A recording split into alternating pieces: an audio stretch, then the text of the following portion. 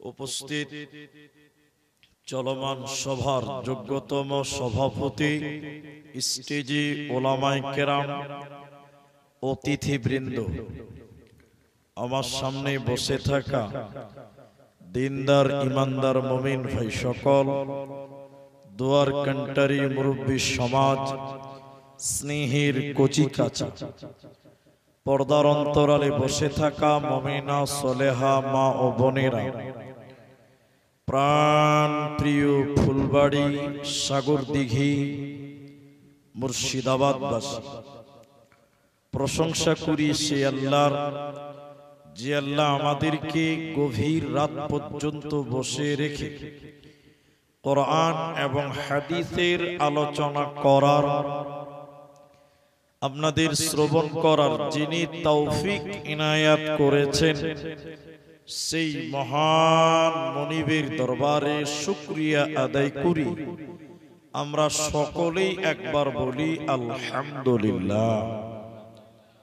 দরুদ ও সালাম বর্ষিত হোক সরকারে কায়নাত তাজদারে মাদানী, নবী কুল শিরোমণি ইমামুল আম্বিয়া, নবী মক্কি, নবী মাদানী, নবী আহমদ, নবী মুহাম্মদুর রাসূলুল্লাহ সাল্লাল্লাহু আলাইহি ওয়াসাল্লাম। মুহতারাম ভাইও, বুজুর্গ, দোস্ত, আমি কোরআনুল কারীম দুই জায়গা থেকে কয়েকটি আয়াত এবং হাদিসে নববী থেকে একটি মাত্র হাদিসের টুকরো পাঠ করেছি। উল্লেখিত আয়াত এবং হাদিসকে কেন্দ্রবিন্দুর মধ্যে রেখে এক সাবজেক্ট কেন্দ্রিক বক্তব্য রাখবো, যদি আল্লাহ তৌফিক দেন তো। আলাইহি তাওয়াক্কালতু ওয়া ইলাইহি উনীব। মুহতারাম ভাইও, বুজুর্গ, দোস্ত, আমি বিগত বছরেও এসেছিলাম। আমার বক্তব্যের বিষয়টি হালকা মনে আসছে, তবে আজকে আপনাদের সামনে ভিন্ন আরেকটি বিষয় নিয়ে আলোচনা করব। সে বিষয়টির নাম শুধুমাত্র কোরআন। অনলি কোরআন সম্পর্কে কিছু তথ্য তুলে ধরার চেষ্টা করব ইনশাআল্লাহ। শুধুমাত্র আপনাদের কাছে অনুরোধ যে আমি আপনাদেরকে কিছু কথা জিজ্ঞাসা করব, আপনারা মুখ খুলে উত্তর দেবেন। বলুন ইনশাআল্লাহ। জি, আপনি মুখ খুলে উত্তর দিলে আপনার বুঝতে সুবিধা আর আমার বুঝাতে সুবিধা হবে। পৃথিবীতে কোরআনের বিরুদ্ধে সবচেয়ে বেশি বিরোধিতা করে কিতাব লেখা হয়েছে। অন্য কোন কিতাবের বিরুদ্ধে তত কিতাব লেখা হয়নি যতটা কোরআনের বিরুদ্ধে কিতাব লেখা হয়েছে। কিন্তু জানেন, আপনাদেরকে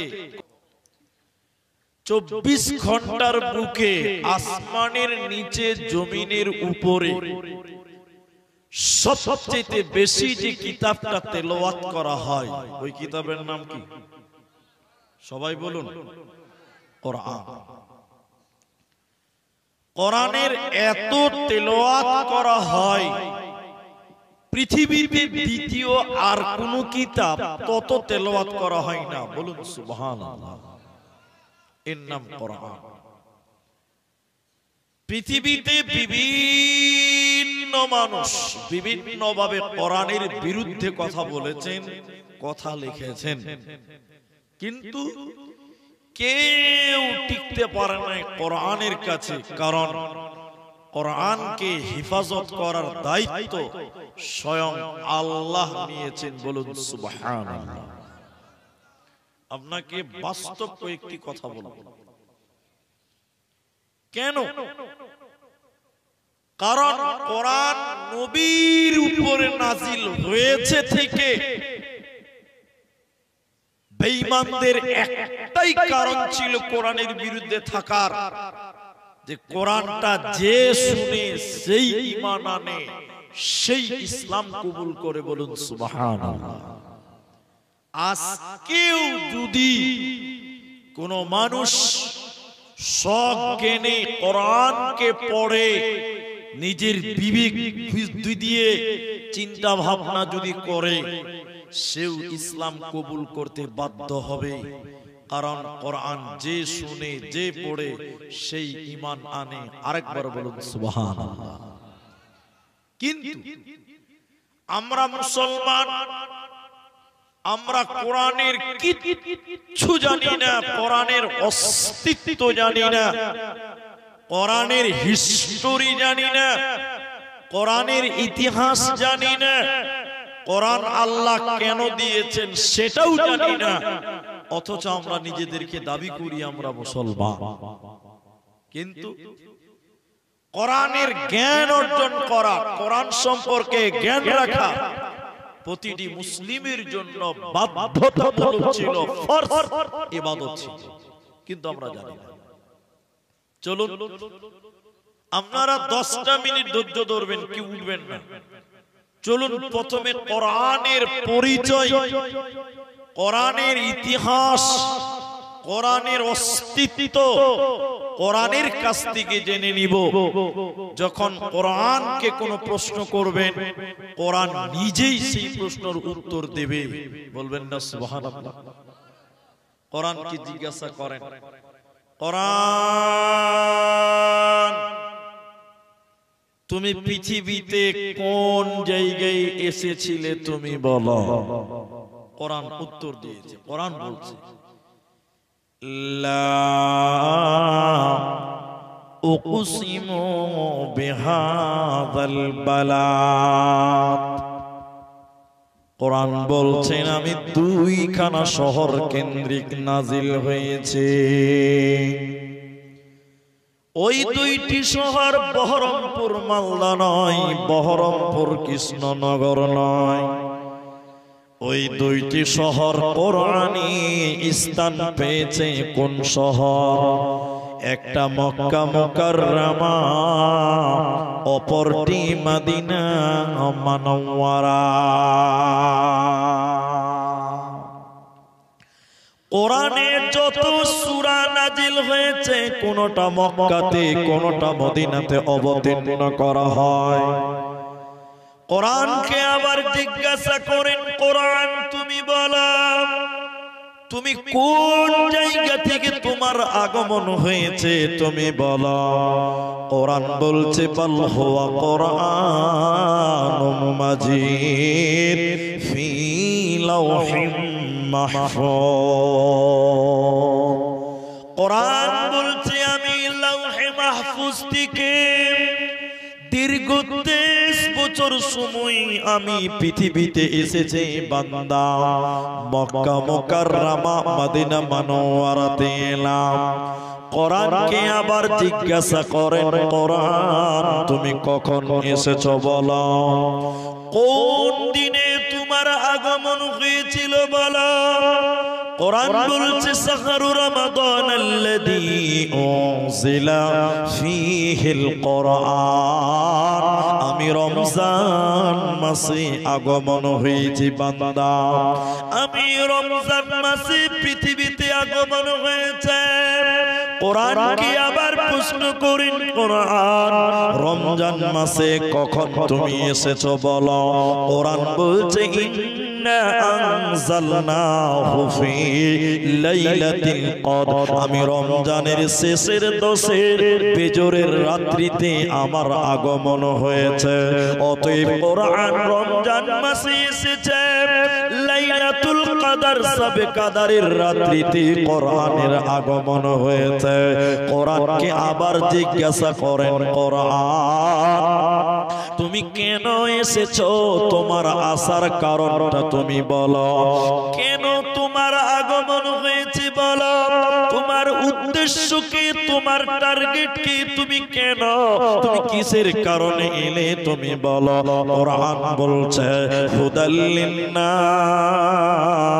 আমি মানুষের হিদায়াতের জন্য এসেছি বান্দা।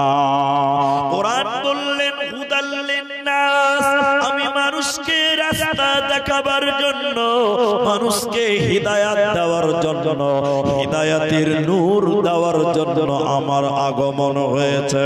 অতএব মুসলমান, কোরআনের কাছ থেকে তুমি হিদায়াত গ্রহণ করো। তাই আমার আল্লাহ বলেন হুদাল লিন্নাস, এই কোরআন মানুষের জন্য হিদায়াত। আমার দিকে দেখে নেবা, এতক্ষণ যে আয়াতগুলো বললাম, এবার আপনাদের সঙ্গে জরুরি কথা যা শুনলেন এবার উত্তর দেন। তাহলে কোরআন পৃথিবীতে এসেছে কেন বললাম?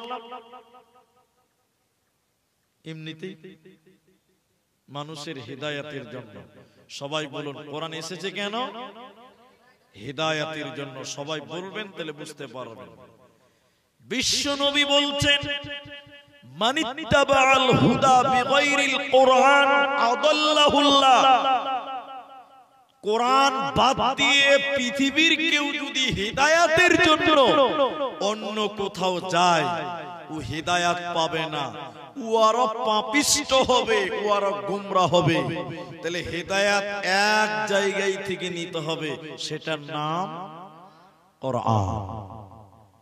কিন্তু আজকের মুসলমান কোরআন দিয়ে হিদায়াত গ্রহণ করে না, কোরআন দিয়ে ব্যবসা করে খায়। আজকের মুসলমান কোরআন দিয়ে তাবিজ লিখে খায়। আজকের মুলবি মুসল্লি কোরআন মানুষ মৃত ব্যক্তির বাড়িতে কোরআন পড়ে পড়ে পড়ে পড়ে খায়। কিন্তু কোরআন কি এগুলোর জন্য এসেছে না হেদায়েতের জন্য? সবাই বলুন, হেদায়েতের জন্য। কিন্তু অনেক মানুষ এই কোরআন দিয়ে আবার তাবিজ লিখছে। তাবিজ তাবিজ আপনার দিকে লিখে? এরা কথা বলে না, হ্যাঁ অথবা না বলবেন। তাবিজ আছে আপনাদের দেশে? আলহামদুলিল্লাহ। আবার বোঝা আছে, আছে কোন কোন জায়গাতে আছে। কোরআন বলছে হুদাল লিন্নাস, আমি মানুষের হিদায়াতের জন্য। কিন্তু কোরআন সব মানুষকে হিদায়াত দেবে না। বলুন, সব মানুষকে হিদায়াত দেবে না। যেমন এদিকে দেখেন, আমার দিকে তাকান। এই যে রাস্তাতে 3 চাকা গাড়ি বের হয়েছে, ওই গাড়িটার নাম কি? টোটো গাড়ি। মুর্শিদাবাদের চাঁদের মোড় ওইসব এলাকাতে বলছে চেন্নাই। আপনার দিকে বলে আল্লাহ, চেন্নাই। আর আমাদের দেশে বলে পিলপিলি। কি বলে? পিলপিলি। ও গাড়িটা চলে কি পেট্রোলে? ব্যাটারিতে। ব্যাটারিতে। এটা বলবেন। কোরআন সব মানুষকে হেদায়াত দিবে না। বলে কেন? ওয়াসিম রেজবি একজন মুসলমানের বাচ্চা, বর্তমান সে অমুসলিম হয়ে গেছে। যখন ইসলাম ধর্ম থেকে বেরিয়ে যায়, ও কোরআন হাতে নিয়ে বলেছিল কোরআন থেকে 26টা আয়াতকে কেটে বাদ দিতে হবে। বলুন নাউজুবিল্লাহ। এখন আপনারা বলুন, ও যে 26টা আয়াতকে রেডি করতে পেরেছে, তার মানে কি ও কোরআন পড়েছে কি পড়ে নাই? বলে না, বলে পড়ে নাই? পড়েছে। তাহলে ও হেদায়েত পেল না কেন? ও তো বেঈমান হয়ে গেল। হেদায়েত পাবে না সবাই। কেন? ওই যে টুকটুকি আছে না, পিলপিলি, ওই ব্যাটারি একটা দোকানে চার্জ করছে। চার্জ, দোকানদার খুব বুদ্ধিমান, বারান্দাতে 12-13টা ব্যাটারি চার্জ করছে। এমন সময় একটা খ্যাপা, খ্যাপা বুঝেন না, পাগল বুঝেন? খ্যাপা, একদম থার্ড ক্লাস খ্যাপা। খ্যাপা ব্যাটারি গুলো দেখে বড় বড় কে দেখে বলছে, ও দোকানি ভাই, এই বড় বড় প্লাস্টিক গুলো কি হয়েছে গো? কত খ্যাপা, ব্যাটারিকে প্লাস্টিক বলছে। দোকানি দেখছে যে খ্যাপাকে তো বেকারণ বুঝিয়ে লাভ হবে না। দোকানি বলছে, এ খ্যাপা, এই প্লাস্টিকের ভিতরে কারেন্ট ভরছি রে, বাড়িতে লাইট জ্বলবে, আলা চলবে। তো খ্যাপা মনে মনে ভাবছে যে শালা প্লাস্টিকেও কারেন্ট ভরা যায়, তাহলে আমার বাড়িটা কেন অন্ধকার থাকবে? হ্যাঁ, ও ঠিক বুঝে লেগেছে খ্যাপা। ওই খবর শুনে তাড়াতাড়ি বাড়ি চলে গেছে। বাড়িতে বড় বড় বালতি ছিল প্লাস্টিকের, আর বড় বড় প্লাস্টিকের জার ছিল, বয়ম। এক বস্তা মাথায় করে নিয়ে দোকানের সামনে ঢেলে দিয়েছে। ওই দোকানদার, ভাই কি হলো? কইছে আমার ব্যাটারি, আমার বালতিতে খানিক কারেন্ট ঢুকিয়ে দাও তো বাড়িতে লাইট জ্বালাবে। দোকানি গাল চুলকাতে বলছে, কোন খ্যাপার পালা করলাম ভাই? চল ভাগ, চার্জ হবে না। তখন খেপার কোন জামা গুটাইছে, চার্জ হবে না মানে এক নিবুল্লি প্লাস্টিকের চার্জ হয়ে আমার বেলায় হবে না, বুঝলাম বুঝে না হবে না, দেখো ভয়ে কিছু করতে পারে। একটা লোক বলছে এই খেপা পাগল, তোর প্লাস্টিকে কারেন্ট ঢুকবে না, আর দোকানের ব্যাটারিতে কারেন্ট ঢুকছে, চার্জ হচ্ছে কেন? দুটি প্লাস্টিকের মধ্যে বিরাট বড় তফাৎ আছে, ফারাক আছে। তফাৎ কি? দোকানের ব্যাটারির ভিতরে এসিড আছে, তামা আছে, পানি আছে, ইঞ্জিন আছে, মাল আছে, তামা আছে। এর কারণে ব্যাটারির ভিতরে কারেন্ট ঢুকবে, চার্জ হবে, লাইট জ্বলবে, ফ্যান চলবে, টোটো চলবে। ওরে খেপা, তোর প্লাস্টিকের বালতির ভিতরে কিছুই নাই, হাওয়া আছে। কিয়ামত পর্যন্ত তার লাগিয়ে রেখে দিল, তোর প্লাস্টিকের বালতিতে কিন্তু কারেন্ট ঢুকবে না। কোরআন তেলাওয়াত করলে ঈমান বাড়বে না। শর্ত দিয়েছে আল্লাহ, ঈমানের সঙ্গে যারা কোরআন তেলাওয়াত করবে, কোরআনটা আল্লাহর কালাম, এই বিশ্বাসে যে আল্লাহর কোরআন তেলাওয়াত করবে, ওর ঈমান বাড়বে, ও হিদায়াত পাবে, ও নাজাত পাবে। আল্লাহ তাবারাক ওয়া তাআলা বলেন, ওয়া ইযা তুলিয়াত আলাইহিম আয়াতুহু যাদাতুহুম ঈমানা। যে কোরআন তেলাওয়াত করবে রে, ওর ঈমান বাড়বে, ওর ঈমানে চার্জ হবে, ও জান্নাতে যাবে, ওর কোনো চিন্তা হবে না। তাই কোরআন বললেন শুনে নাও, হুদাল লিন্নাস, এই কোরআন মানুষের জন্য হিদায়াত, ওতে মানুষের দল। এই কোরআন থেকে তুমি হিদায়াত গ্রহণ করো, ইহকালে কামিয়াব হবে, মরার পর জান্নাত হবে, তোমাদের কোনো চিন্তা রবে না, রবে না, রবে না। আল্লাহ তাবারাক ওয়া তাআলা সূরা বাকারা সূরা নাম্বার 2 পারা নাম্বার 2 রুকু নাম্বার 21 লাইন নাম্বার 12 আয়াত নাম্বার 177 এর মাঝখানে আল্লাহ বলেন, ওয়াল কিতাব, আমার যত কিতাব আছে রে, ওই কিতাবগুলির উপরে তোদের ঈমান রাখতে হবে। আমার যত কিতাব আছে, ওই কোরআনের উপরে তোরা ঈমান আন। যে ব্যক্তি কোরআনের উপরে ঈমান আনবে না, ও কামিয়াব হবে না, ও জান্নাতি হবে না। এরই নাম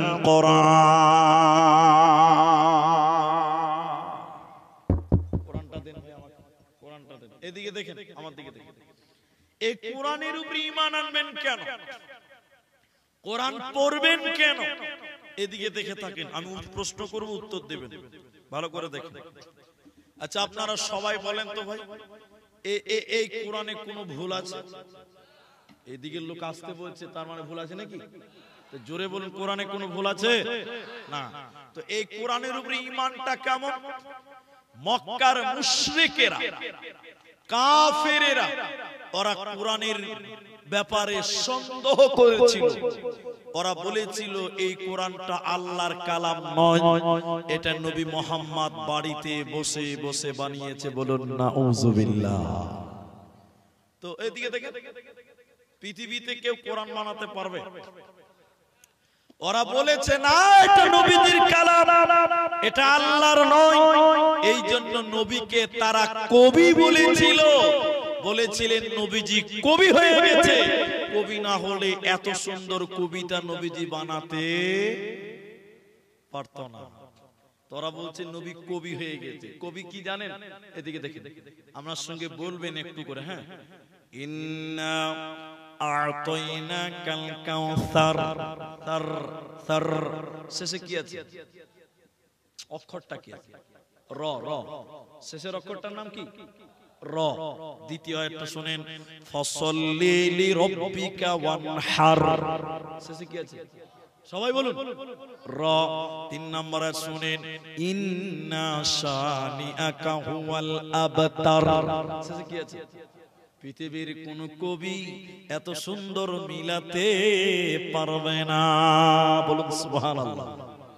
এইগুলো শুনে বলেছিল নবীজি কবি হয়ে গেছে। কোরআনের কবিতা কত সুন্দর, আমার দিকে দেখেন। আল্লাহর কোরআন বলছে শোনো, ওয়াশ-শামসি ওয়া দুহাহা ওয়াল কমারি ইযা তালাহা ওয়ান নাহারি ইযা জাল্লাহা ওয়াল লাইলি ইযা ইয়াগশাহা ওয়াস সামাই ওয়া মা বানাহা ওয়াল আরদি ওয়া মা তাহাহা ওয়া নাফসিন ওয়া মা সাওয়াহা ফাআলহামাহা শামসিহাহা। এত সুন্দর মিল মক্কার বেঈমানেরা কাফেররা তাই বলেছিল এটা আল্লাহর কালাম নয়, এটা নবী মুহাম্মদ বাড়িতে বসে বসে বানিয়েছে। এইজন্য নবীকে তারা কবি বলেছিল, কবি সাহিত্যিক বলেছিল। আল্লাহ বেঈমানদের চ্যালেঞ্জ দিয়ে আয়াত নাযিল করেছে।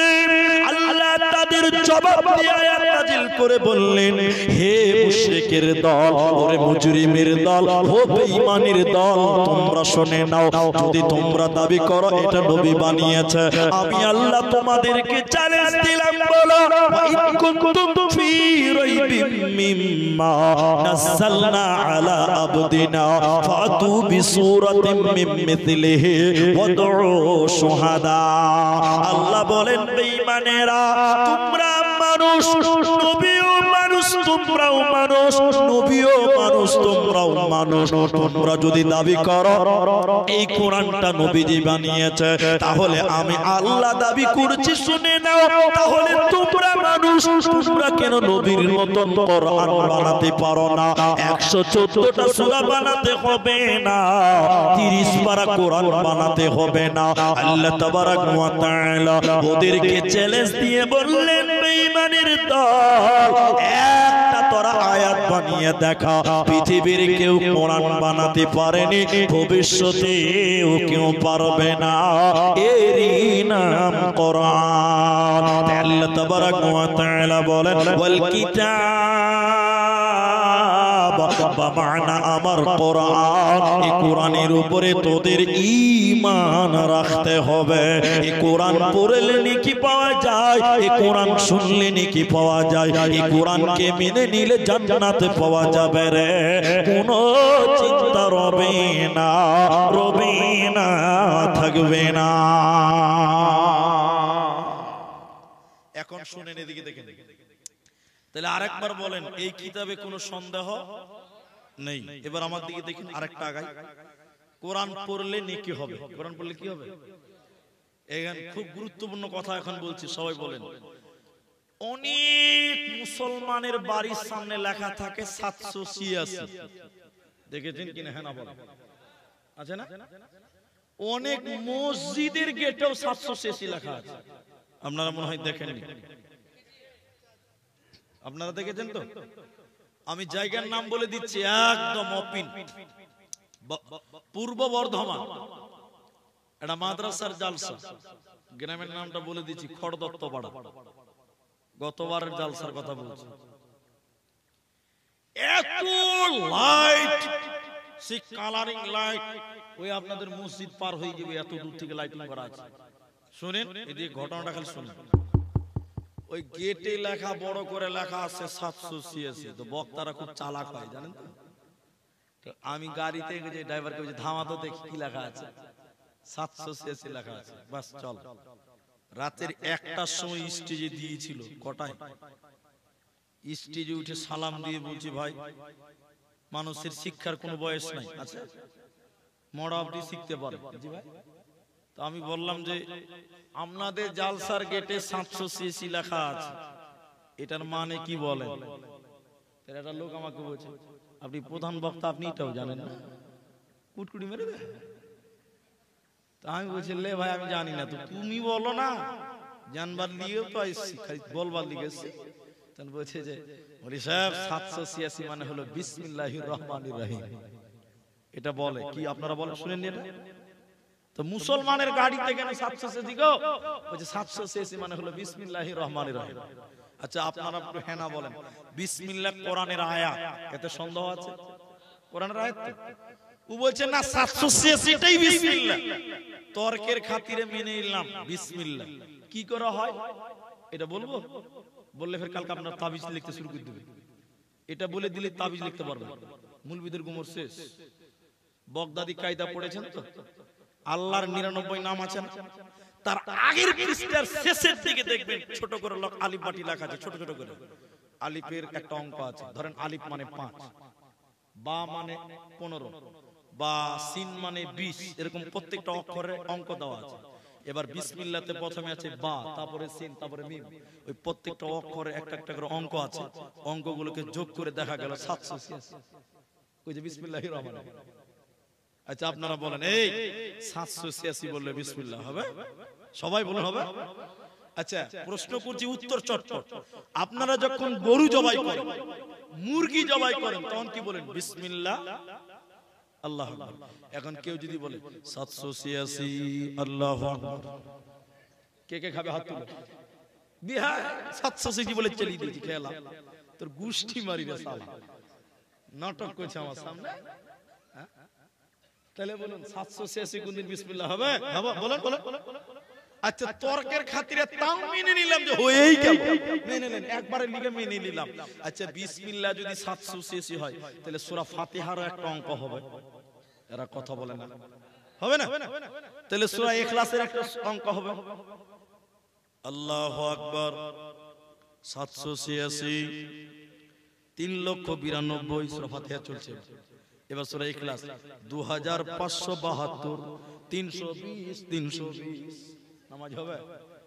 এরা বলে নামাজ হবে? ফেরেশতা যে শালা কোন জায়গাতে মারবে বুঝাবার কিছু থাকবে না, মায়ের মাটিতে করবেন। ঠিক ধরেছিল। বিসমিল্লাহ বললে নেকি হবে। কোরআনের সূরা তাওবাতে বিসমিল্লাহ নাই, আর একটা জায়গাতে অন্য সূরাতে 2 বার বিসমিল্লাহ আছে না নাই? আছে। তাহলে বিসমিল্লাহ পড়লে নেকি হবে, 786 লিখলে বা বললে গুনাহ হবে। কি হবে? কোরআন পড়লে নেকি হয়, শুনলে নেকি হয়, মানলে নেকি হয়, এর পেছনে টাকা দিলে নেকি হয়, সময় দিলে নেকি হয়, কোরআনের টোটালটাই নেকি হয়। এজন্য আমার সাহাবীরা বলতেন, বিশ্বনবী আমাদের শিক্ষা দিয়েছেন, তাআল্লামনাল ঈমান সুম্মা তাআল্লামনাল কোরআন। বিশ্বনবী আমাদের ঈমান শিক্ষা দিয়েছে, এরপর নবী আমাদের কোরআন শিক্ষা দিয়েছে। মুসলমান, কারণ কোরআন ছাড়া পূর্ণাঙ্গ মুসলমান হওয়া যাবে না। এদিকে দেখে, লন্ডন থেকে কিতাব নিয়ে এসেছে আমার দিকে দেখে, কিতাব নিয়ে এসেছে কোথা থেকে বললাম? 1.5 লক্ষ টাকা দাম। আমার দিকে দেখেন, এটা না, এটা না, এটা তো কোরআন। কোরআন ওই 1.5 লক্ষ টাকা দামি কিতাব লন্ডন থেকে নিয়ে এসেছে। এ সারাদিন বিন বিন বিন বিন করে পড়ছে, এত পড়ছে, এত পড়ছে। আচ্ছা বলুন সবাই, জ্ঞান বাড়বে, গ্যারান্টি দেওয়া যাবে? কারণ অনেক বই পড়ে মানুষেরা গুমরাহ হচ্ছে। তাহলে ওই বইটা পড়ে কি জ্ঞান বাড়বে, এর কোনো নিশ্চয়তা? বাড়তেও পারে, নাও পারে। তারপরে শুনেন, এদিকে পড়তে পড়তে পড়তে পড়তে পড়তে পড়তে পড়তে ক্লান্ত হয়ে গেলেন, এক নেকি পাওয়া যাবে। এদিকে লোক ভাবছে পাবে মনে হয়, নেকি পাবে? নেকি পাবে না। এবার আপনাদেরকে বলি, সবাই বলবেন, সবাই কোরআন পড়লে জ্ঞান বাড়বে কি বাড়বে না? সন্দেহ আছে? দেখতে পান না স্কুলের ছেলেদের চাইতে মাদ্রাসার ছেলে বদমাইশ বেশি হয়, বুদ্ধি বেশি। ঠিক বললাম না? হ্যাঁ না বলেন? মাদ্রাসা ছেলেদের বুদ্ধি বেশি নয়? ওরা 1 ডিগ্রি অ্যাঙ্গেল সবসময় আগিয়ে থাকে, সবসময় ফার্স্ট। বাস্তব প্রমাণ নেবেন। এটা প্রতিযোগিতা হচ্ছে, প্রতিযোগিতা। প্রতিযোগিতা কেমন? কইছে এটা 2 বিঘা জমিতে পুকুর করা আছে। ক বিঘা জায়গাতে? 2 বিঘা জমির পুকুর কত বড় হবে? বেশ অনেক বড়, পুরো ভর্তি পানি। পরীক্ষা নিচে প্রতিযোগিতা, এই পানিটুকু একটা বালতিতে ভরতে হবে, কে ভরতে পারবে? ওই স্কুলের ছাত্রগুলো বলো পারবে? স্কুলের ছেলেগুলো বলছে মাথা খারাপ, এতটি পানি বালতিতে ভরা যাবে? বাবজি ভরা যাবে? যাবে না। বলছে পারবি না? বলছে না। ঠিক আছে, এই মাদ্রাসার তালিম ইলম আছিস রে? বলে হ্যাঁ আছি। এই 2 বিঘা জমির পুকুরের পানি একটা বালতিতে ভরতে পারবি? বলছে এটা তো বা হাতের খেলা, এটা কোনো ব্যাপার হলো? বলছে কি করে ভরবি? বলে বালতি যদি 3 বিঘা জায়গা সমান হয়, বালতি যদি 3 বিঘা জায়গার সমান হয় তো 2 বিঘা জায়গার পানি ভরা যাবে কি যাবে না? যেমন পুকুর তেমন বালতি, এতে সোজা হিসাব। তাহলে মাদ্রাসার ছেলেদের বুদ্ধি বুঝতে পারছি।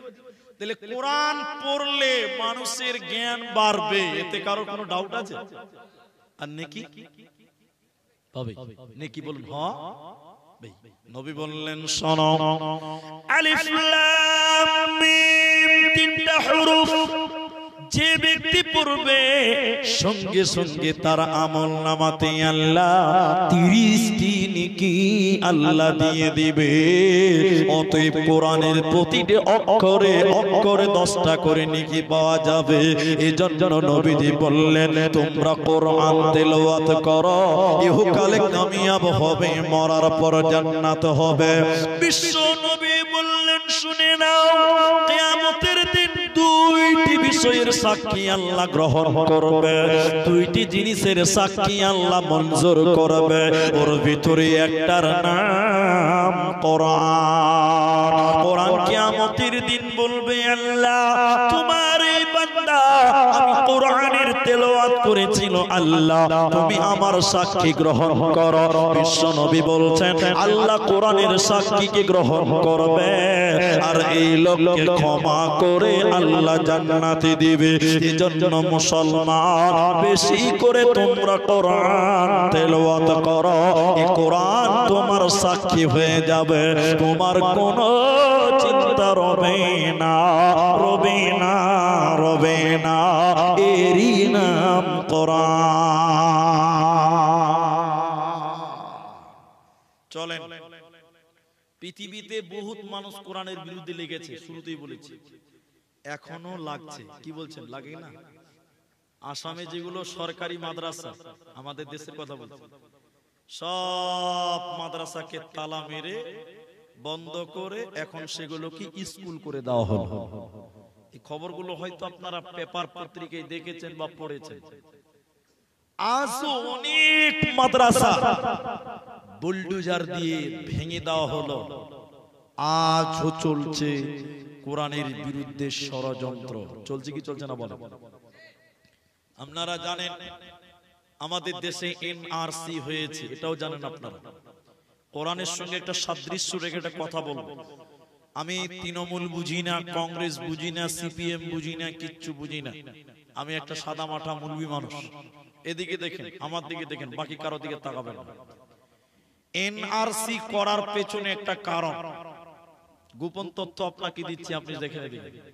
এখনো পশ্চিমবঙ্গের কিছু নেতা আছে, আমি নাম বলবো না, কোনো পার্টির হলে কোনো ব্যক্তির হলে, তারা বলছে এনআরসি করব, পশ্চিমবঙ্গেও করব এবং মুসলমানগুলোকে বাংলাদেশে পাঠাবো। বলছে কি বলছে না বলেন?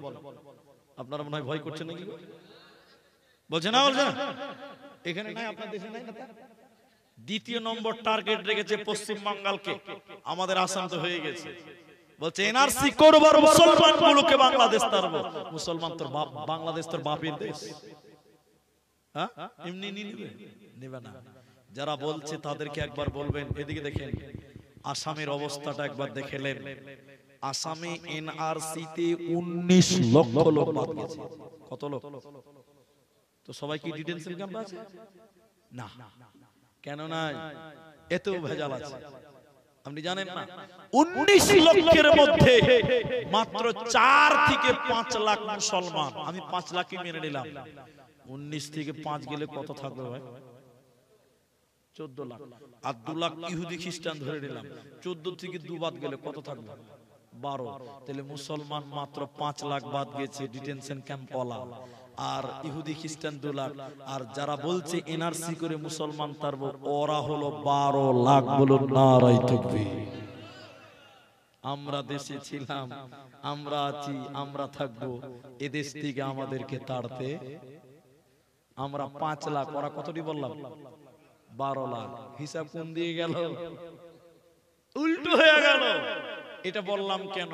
ইংরেজেরা এদেরই ভাইরা ভাই, ইংরেজরা বলেছিল মুসলমানও কো তারো, ওলামা কে তারো, ওলামা কো তারো। কিন্তু সবাই বলুন, কোরআন সম্পর্কে বক্তব্য রাখছি, এখানে এলাম, ইংরেজরা মুসলমানকে তাড়তে পেরেছে না ওরাই দেশ থেকে পালিয়ে গেছে?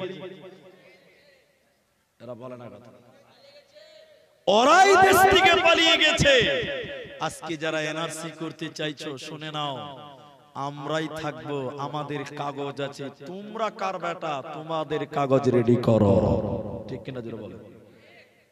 তো ইংরেজরা অনেক চেষ্টা করেছিল, আমার দিকে দেখে পারেনি।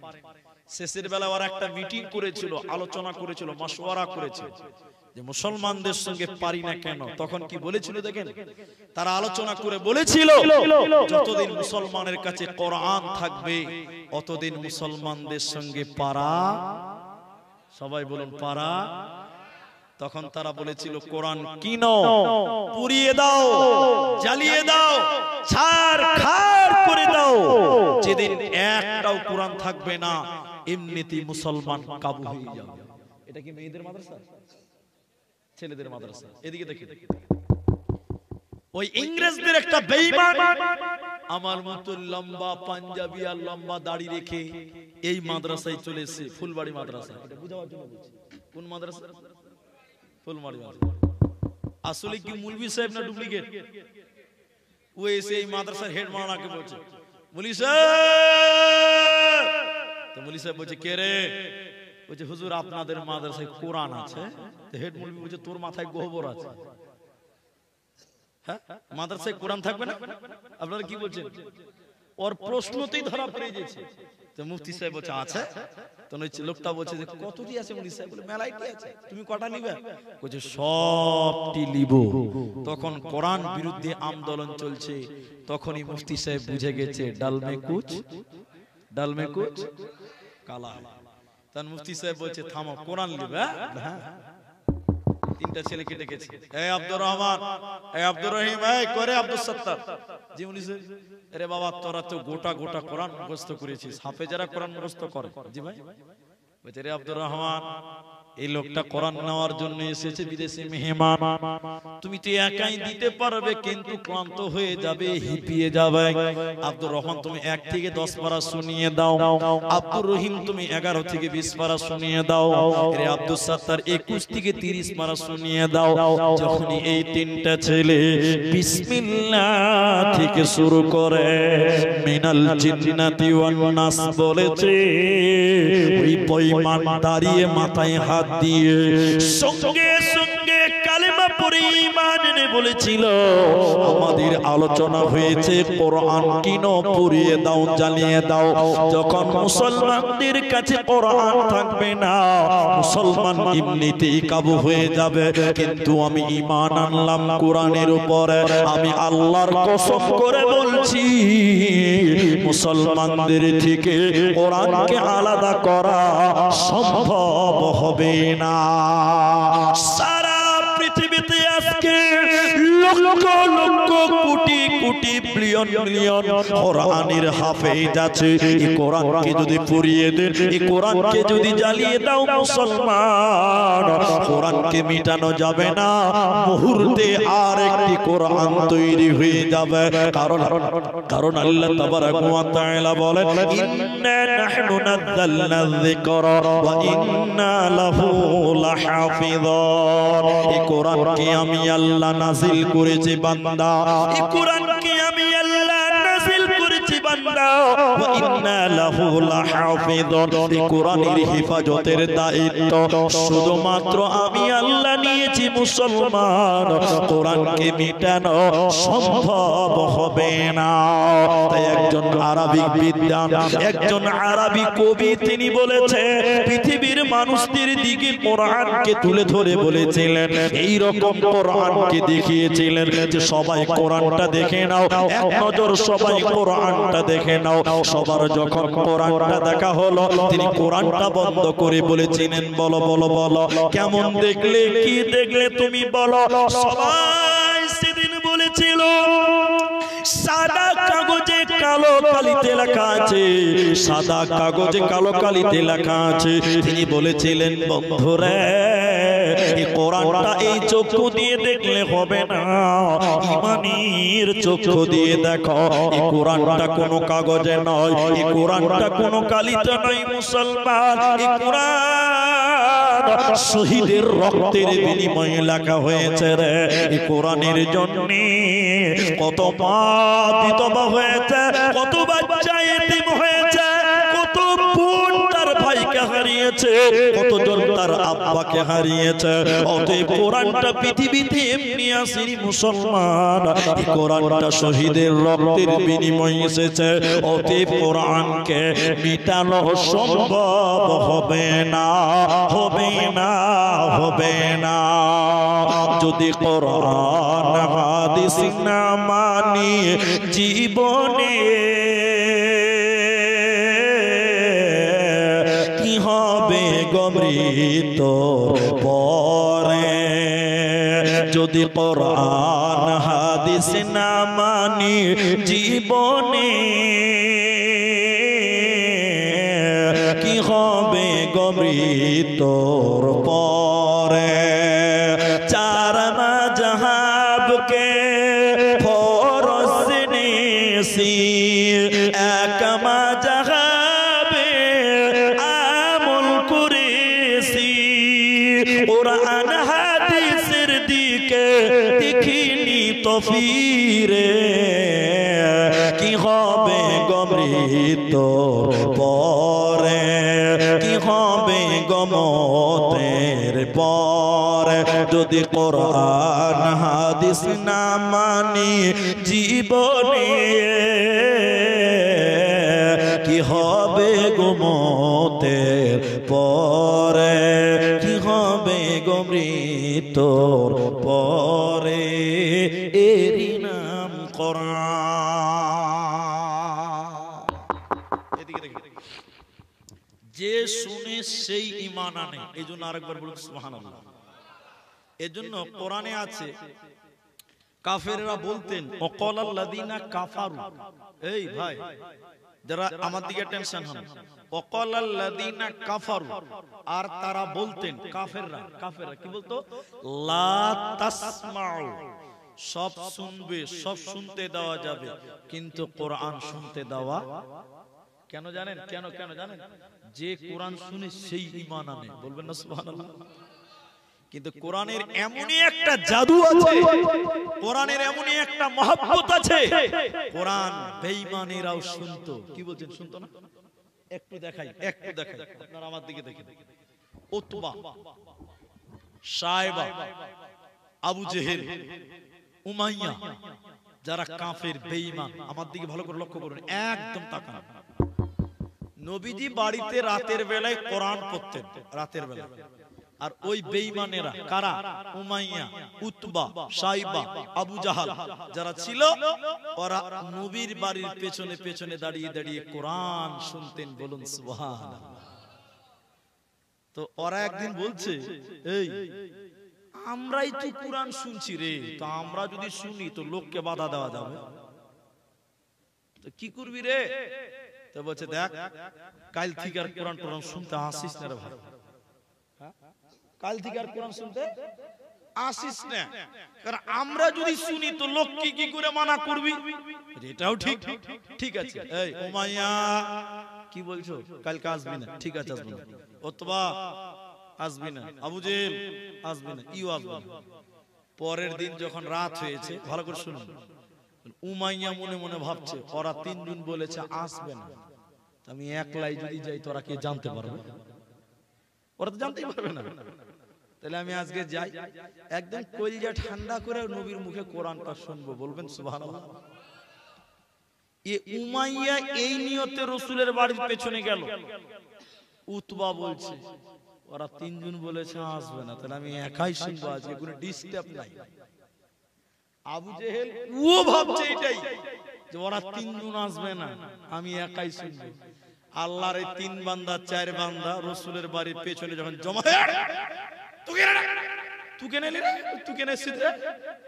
তুই যে বললি আসবো না, বল তুইও তো বলেছিস আসবো না। সবাই এসে হাজির হয়ে গেছে। বলুন সুবহানাল্লাহ। নবীদের মুখ মুখে কোরআন যে শুনতেন সেই নবীর মহব্বতে প্রেমে পড়ে যেতেন। বলুন সুবহানাল্লাহ। প্রমাণ দেখবেন দেখবেন ও মক্কাতে বাইরের লোকেরা আসতেন কাবা দেখার জন্য, কাবা জিয়ারত করার জন্য। আমাদের নবীর আগে আবু জেহেল গোটা এলাকাতে বলছে, ওই বাইরের লোক, আমাদের এখানে একটা পাগল আছে, তোমরা তার কথা শুনিও না। পাগল মানে নবী মুহাম্মদুর রাসূলুল্লাহ। এখন ফুলবাড়ি গ্রামে আমি দুবার এলাম, এসেছি আর একটা মাইকে বলে বেড়াচ্ছে গ্রামে একটা পাগল আছে, তার কথা শুনিও না। তখন আমার মতন একটা মুলবি সাহেবের মনে একটা খাটকা লাগবে, লাগবে না? ই আবার পাগল রে ভাই, যার লিগে এলান করে বেড়াচ্ছে। ও দেখতে মানা করে না, শুনতে মানা করছে। এটা আশ্চর্য ব্যাপার।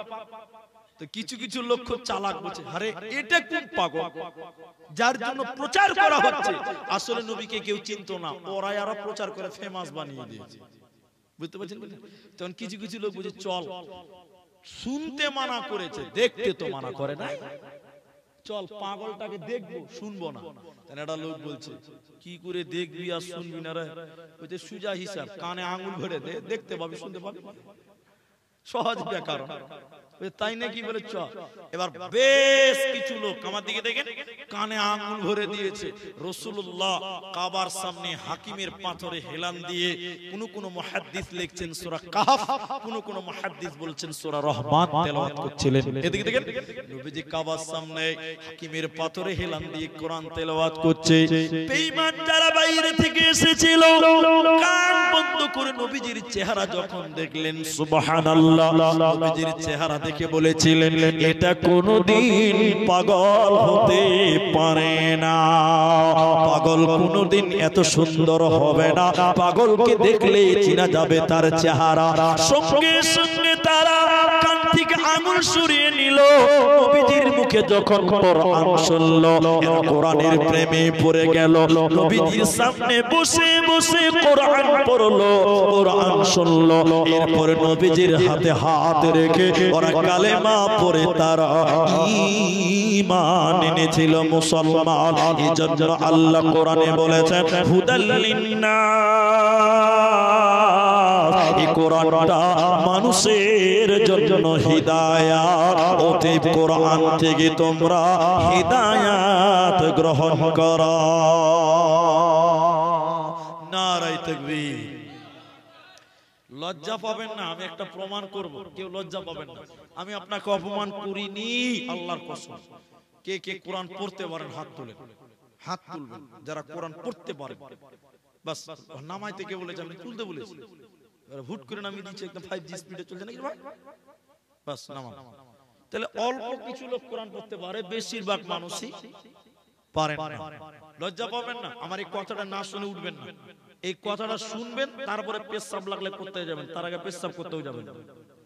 বসুন, শুনেন, এদিকে দেখেন। কোরআন শিখবেন দুইটা কারণে, একটা ইহকাল আর একটা পরকাল। এদিকে দেখেন, আমার দিকে দেখেন। কোরআন শিখেন নাই, কিন্তু আপনি মুসলিম হিসেবে কোরআন শেখাটা ফরজ ছিল না? এই উদাহরণটা যদি না শুনেন, টোটাল বক্তব্যটাই মাটি হয়ে যাবে। এজন্য বললাম পেশাব লাগলে উঠবেন না, বসেন। কথাটা কি? এই ওখানে ভলান্টিয়ার কে আছে দেখো তো, ধমক দাও তো। খুব জালসা চলছে ওদিকে, ওই ছেলেবেলা গেলা কুচুর কুচুর করছে খুব। এদিকে দেখেন, আমার দিকে দেখেন, ওদিকে দেখেন না, আমি পাঠিয়েছিল। এদিকে দেখেন, একটা দার্শনিক গেছে ফারাক্কা নদী বেড়াতে। দার্শনিক বুঝেন তো আপনারা? হ্যাঁ না বলেন? মানে শিক্ষিত মানুষ, পণ্ডিত মানুষ, সাহিত্যিক মানুষ। আমার দিকে দেখতে বলেছে। তো দার্শনিক যখন নৌকাতে উঠেছে ফারাক্কা নদীটা ঘুরে দেখবে, তো দার্শনিকের মুখ কিন্তু ভাই বন্ধ থাকে না, থাকবে খালি ব্যাক ব্যাক ব্যাক ব্যাক করে বলতেই থাকে। তো নৌকাতে উঠে আর কথা বলার চান্স পায় না, যে কি কথা বলবো।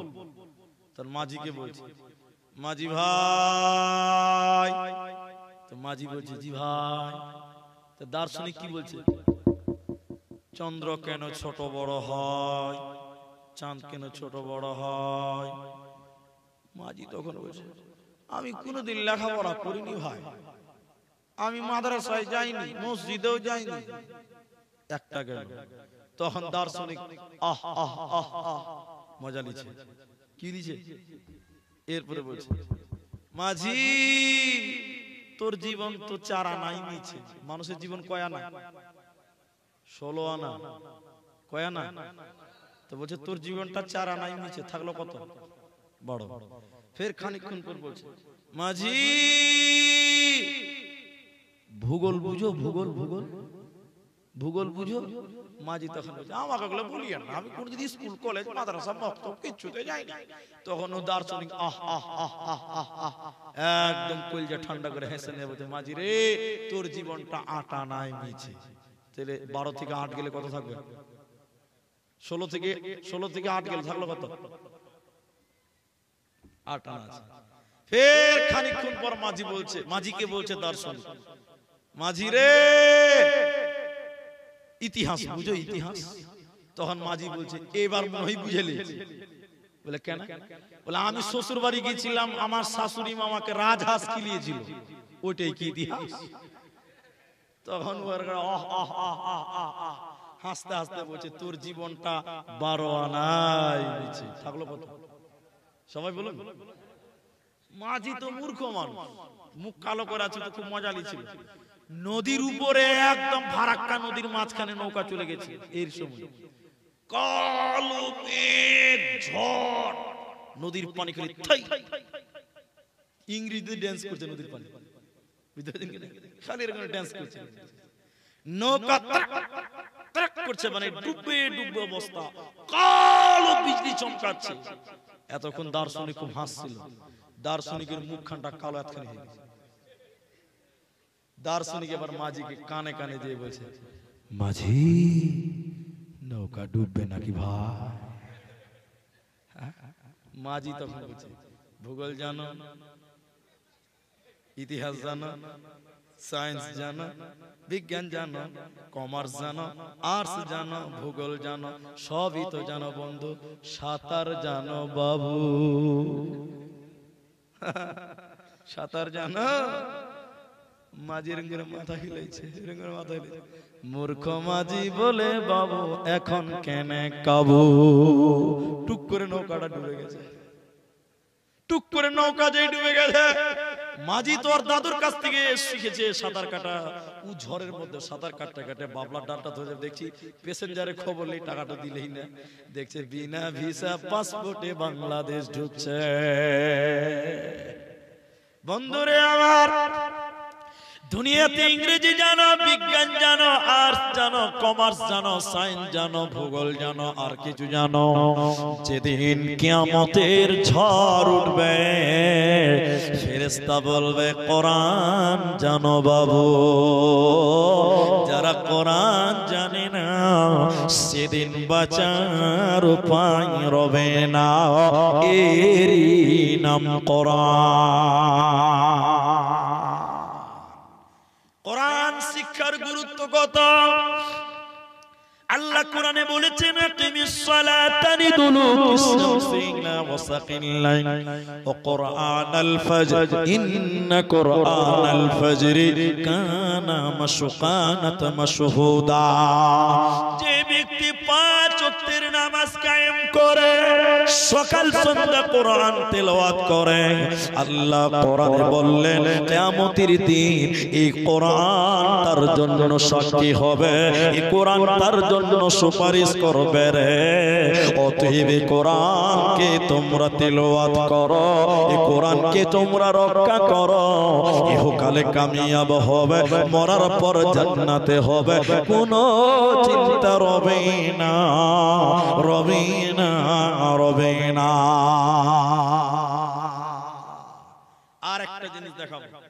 সেদিন কোন একজন বক্তা বলছিলেন, একজন নাস্তিক বলছে, নাস্তিক আপনারা বুঝবেন হয়তো কম। আজকে তাম পৃথিবীতে বিশ্বের বুকে কোরআনকে নিয়ে বিজ্ঞানীরা গবেষণা করছে, ঠিক না নাই বলেন? সবাই কোরআনের কাছে ছাত্র, আমি ঠিক বললাম তো ভাই? যত বড় বিজ্ঞান হও, আগে কোরআনের কাছে তোমাকে ছাত্র হতেই হবে। তো বিজ্ঞানীরা কোরআনকে নিয়ে রিসার্চ করতে করতে করতে করতে অনেক কিছু বানাতে পেরেছে, পারে না? এরা বলে না পারে না। তো একজন নাস্তিক বলছে, ওই সাগর দিঘির মুলবি সাহেবেরা তো কোরআন পড়ছে, এরা মুলবিরা কোরআন পড়েনি? এরা বলে না কথা।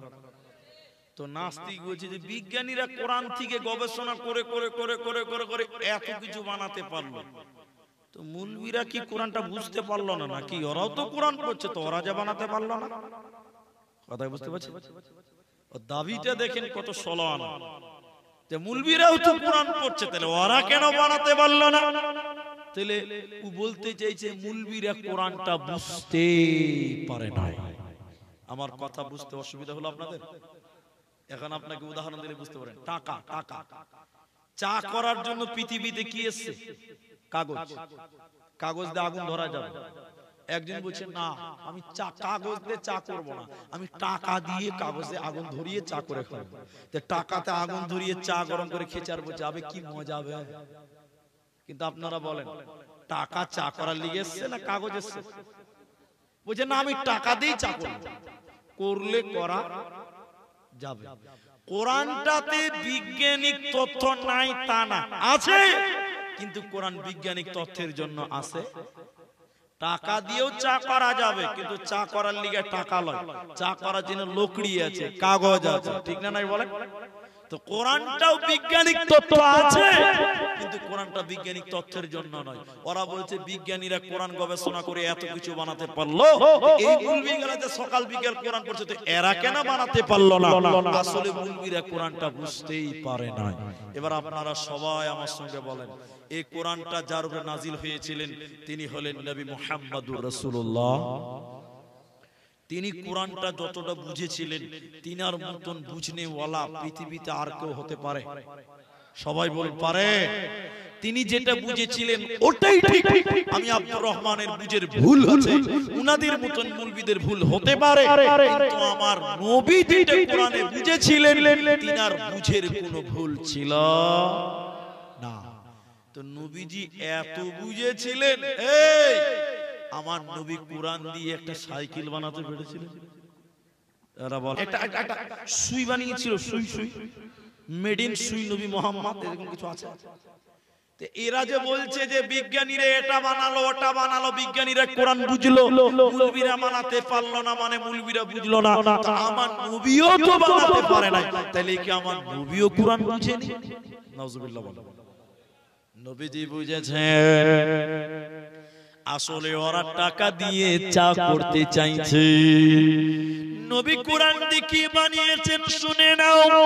হযরতে উমরের মতন মাতালকে মসজিদে ভরতে পেরেছে, কারণ কোরআন বিজ্ঞানিক তথ্যের জন্য এসেছে বটে, কিন্তু কোরআনের মূল উদ্দেশ্য হলো হুদাল লিন্নাস, মানুষের জন্য হিদায়াত। এজন্য নবীজি এই কোরআন দিয়ে বড় বড় সুদারুকে, বড় বড় মাতালকে হিদায়াত দিতে পেরেছে। অতএব মুসলমান, এই কোরআন দিয়ে মানুষকে হিদায়াত দিতে হবে, এই কোরআন থেকে মানুষকে হিদায়াত দিতে হবে, এরই নাম কোরআন। দুই, কোরআন দিয়ে কি করবেন? ঝাড় ফুঁক করবেন। কি করতে হবে? শিফাউল লিন্নাস। আমার কথা বুঝতে পারবেন? তাহলে মুলবিদের কাছে আর পানি পড়া আনতে যেতে হবে না, বুঝলেন? মুলবিদের কাছে আর কোনোদিন পানি পড়া আনতে যেতে হবে না। মুলবিকে বলতে হবে না, বলছে একটু ফু দাও তো, ওটা আপনাকে মুলবির কাছে যেতে হবে না, আপনিই বড় মুফতি হয়ে যাবেন তখন। আমার কথাটা শুনেন, কোরআনটা হলো শিফাউল লিন্নাস। কোরআনের যতগুলো নাম আছে তার মধ্যে একটা হলো সূরা ফাতিহার যতগুলো নাম আছে তার মধ্যে একটা নাম হলো শিফা। শিফা মানে আরোগ্যদাতা, আরোগ্য, আরোগ্য, আরোগ্যদাতা। এবার আমার দিকে দেখেন, কোরআন দিয়ে ঝাড়ফুঁক করতে হবে। কি করতে হবে? তাবিজ লয়। আপনাদের দিকে কিছু কিছু মুসলমান তাবিজের উপর নির্ভর করে। আরে তাবিজ দিয়ে কি হবে? তাবিজ নয়, ঝাড়ফুঁক করতে হবে। গতকালকে তাবিজের ঘটনা বলেছি, আজকে আর বললাম না, শুনেন। আল্লাহর নবী কিছু সাহাবীকে পাঠালেন বিদেশে, অন্য কোন দেশে। তো সে দেশের রাজা বাদশাকে যে বললেন, আমরা অমুক দেশ থেকে এসেছি, নবী মোহাম্মদ পাঠিয়েছি, আমাদেরকে থাকতে দেন, আশ্রয় দেন। ছোট্ট করে বলছি। ওই দেশের বাদশা বলল না, তোমাদেরকে আশ্রয় দেওয়া হবে না, যাও তোমরা চলে যাও। ওদেরকে থাকতেও দিল না, খেতেও দিল না। আর মাঠে যে তাম্বু টানালো, এটাকে তাম্বু বলে, আপনাদের দিকে কি বলে জানি না, তাম্বু বলে। মাঠে যে তাম্বু টানালো, সাহাবীরা তাম্বুতে আরোহণ করছে, থাকছে, তাদেরকে থাকতে দিল না, খেতে দিল না। হঠাৎ করে ওই দেশেরই বাদশাকে সাপে কেটেছিল। কিসে কেটেছিল? সাপে কাটলে কি করবেন? চিকিৎসা দেখেন, চিকিৎসা।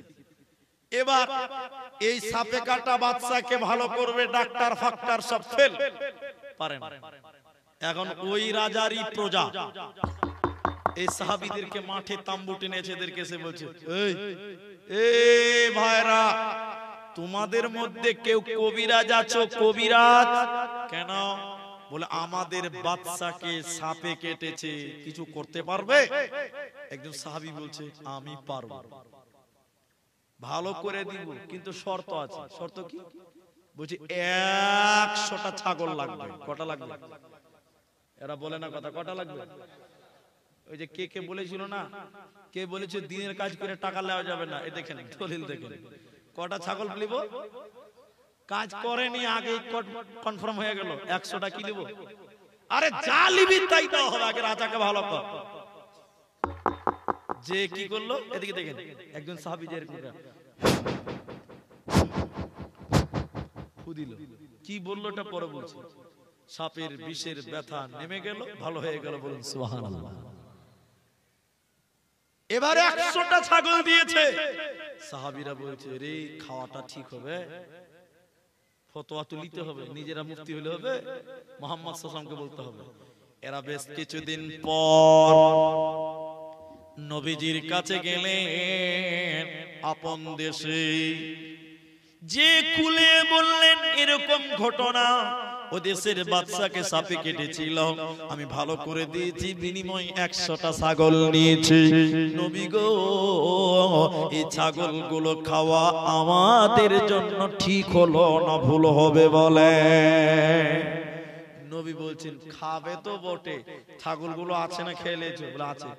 নবী বলছে, তাহলে আমার লিগেও একটা ভাগ রাখিও, আমার লিগেও এক ভাগ রাখিও। শেষের বেলা আল্লাহ রাসূল বলছে, তুমি ফের কবে থেকে কবিরাজ? তুমি কি বলে ফু দিলা? সাহাবী বলছেন, ইয়া রাসূলুল্লাহ, আমি কিচ্ছু নই, শুধু সূরা ফাতিহা পড়ে ফু দিয়েছিলাম, ওতে আল্লাহ তার সাপের বিষকে তুলে নিয়েছে। বলুন সুবহানাল্লাহ। এই জন্য ছেলে মেয়েদেরকে অসুস্থ, ছেলে মেয়েদের রোগ ভালো হয় না, বড় বিপদে পড়েছেন, সব রোগের চিকিৎসা কোরআনে আছে। হয়তো আপনি আমি জানি না, কোরআনে আছে।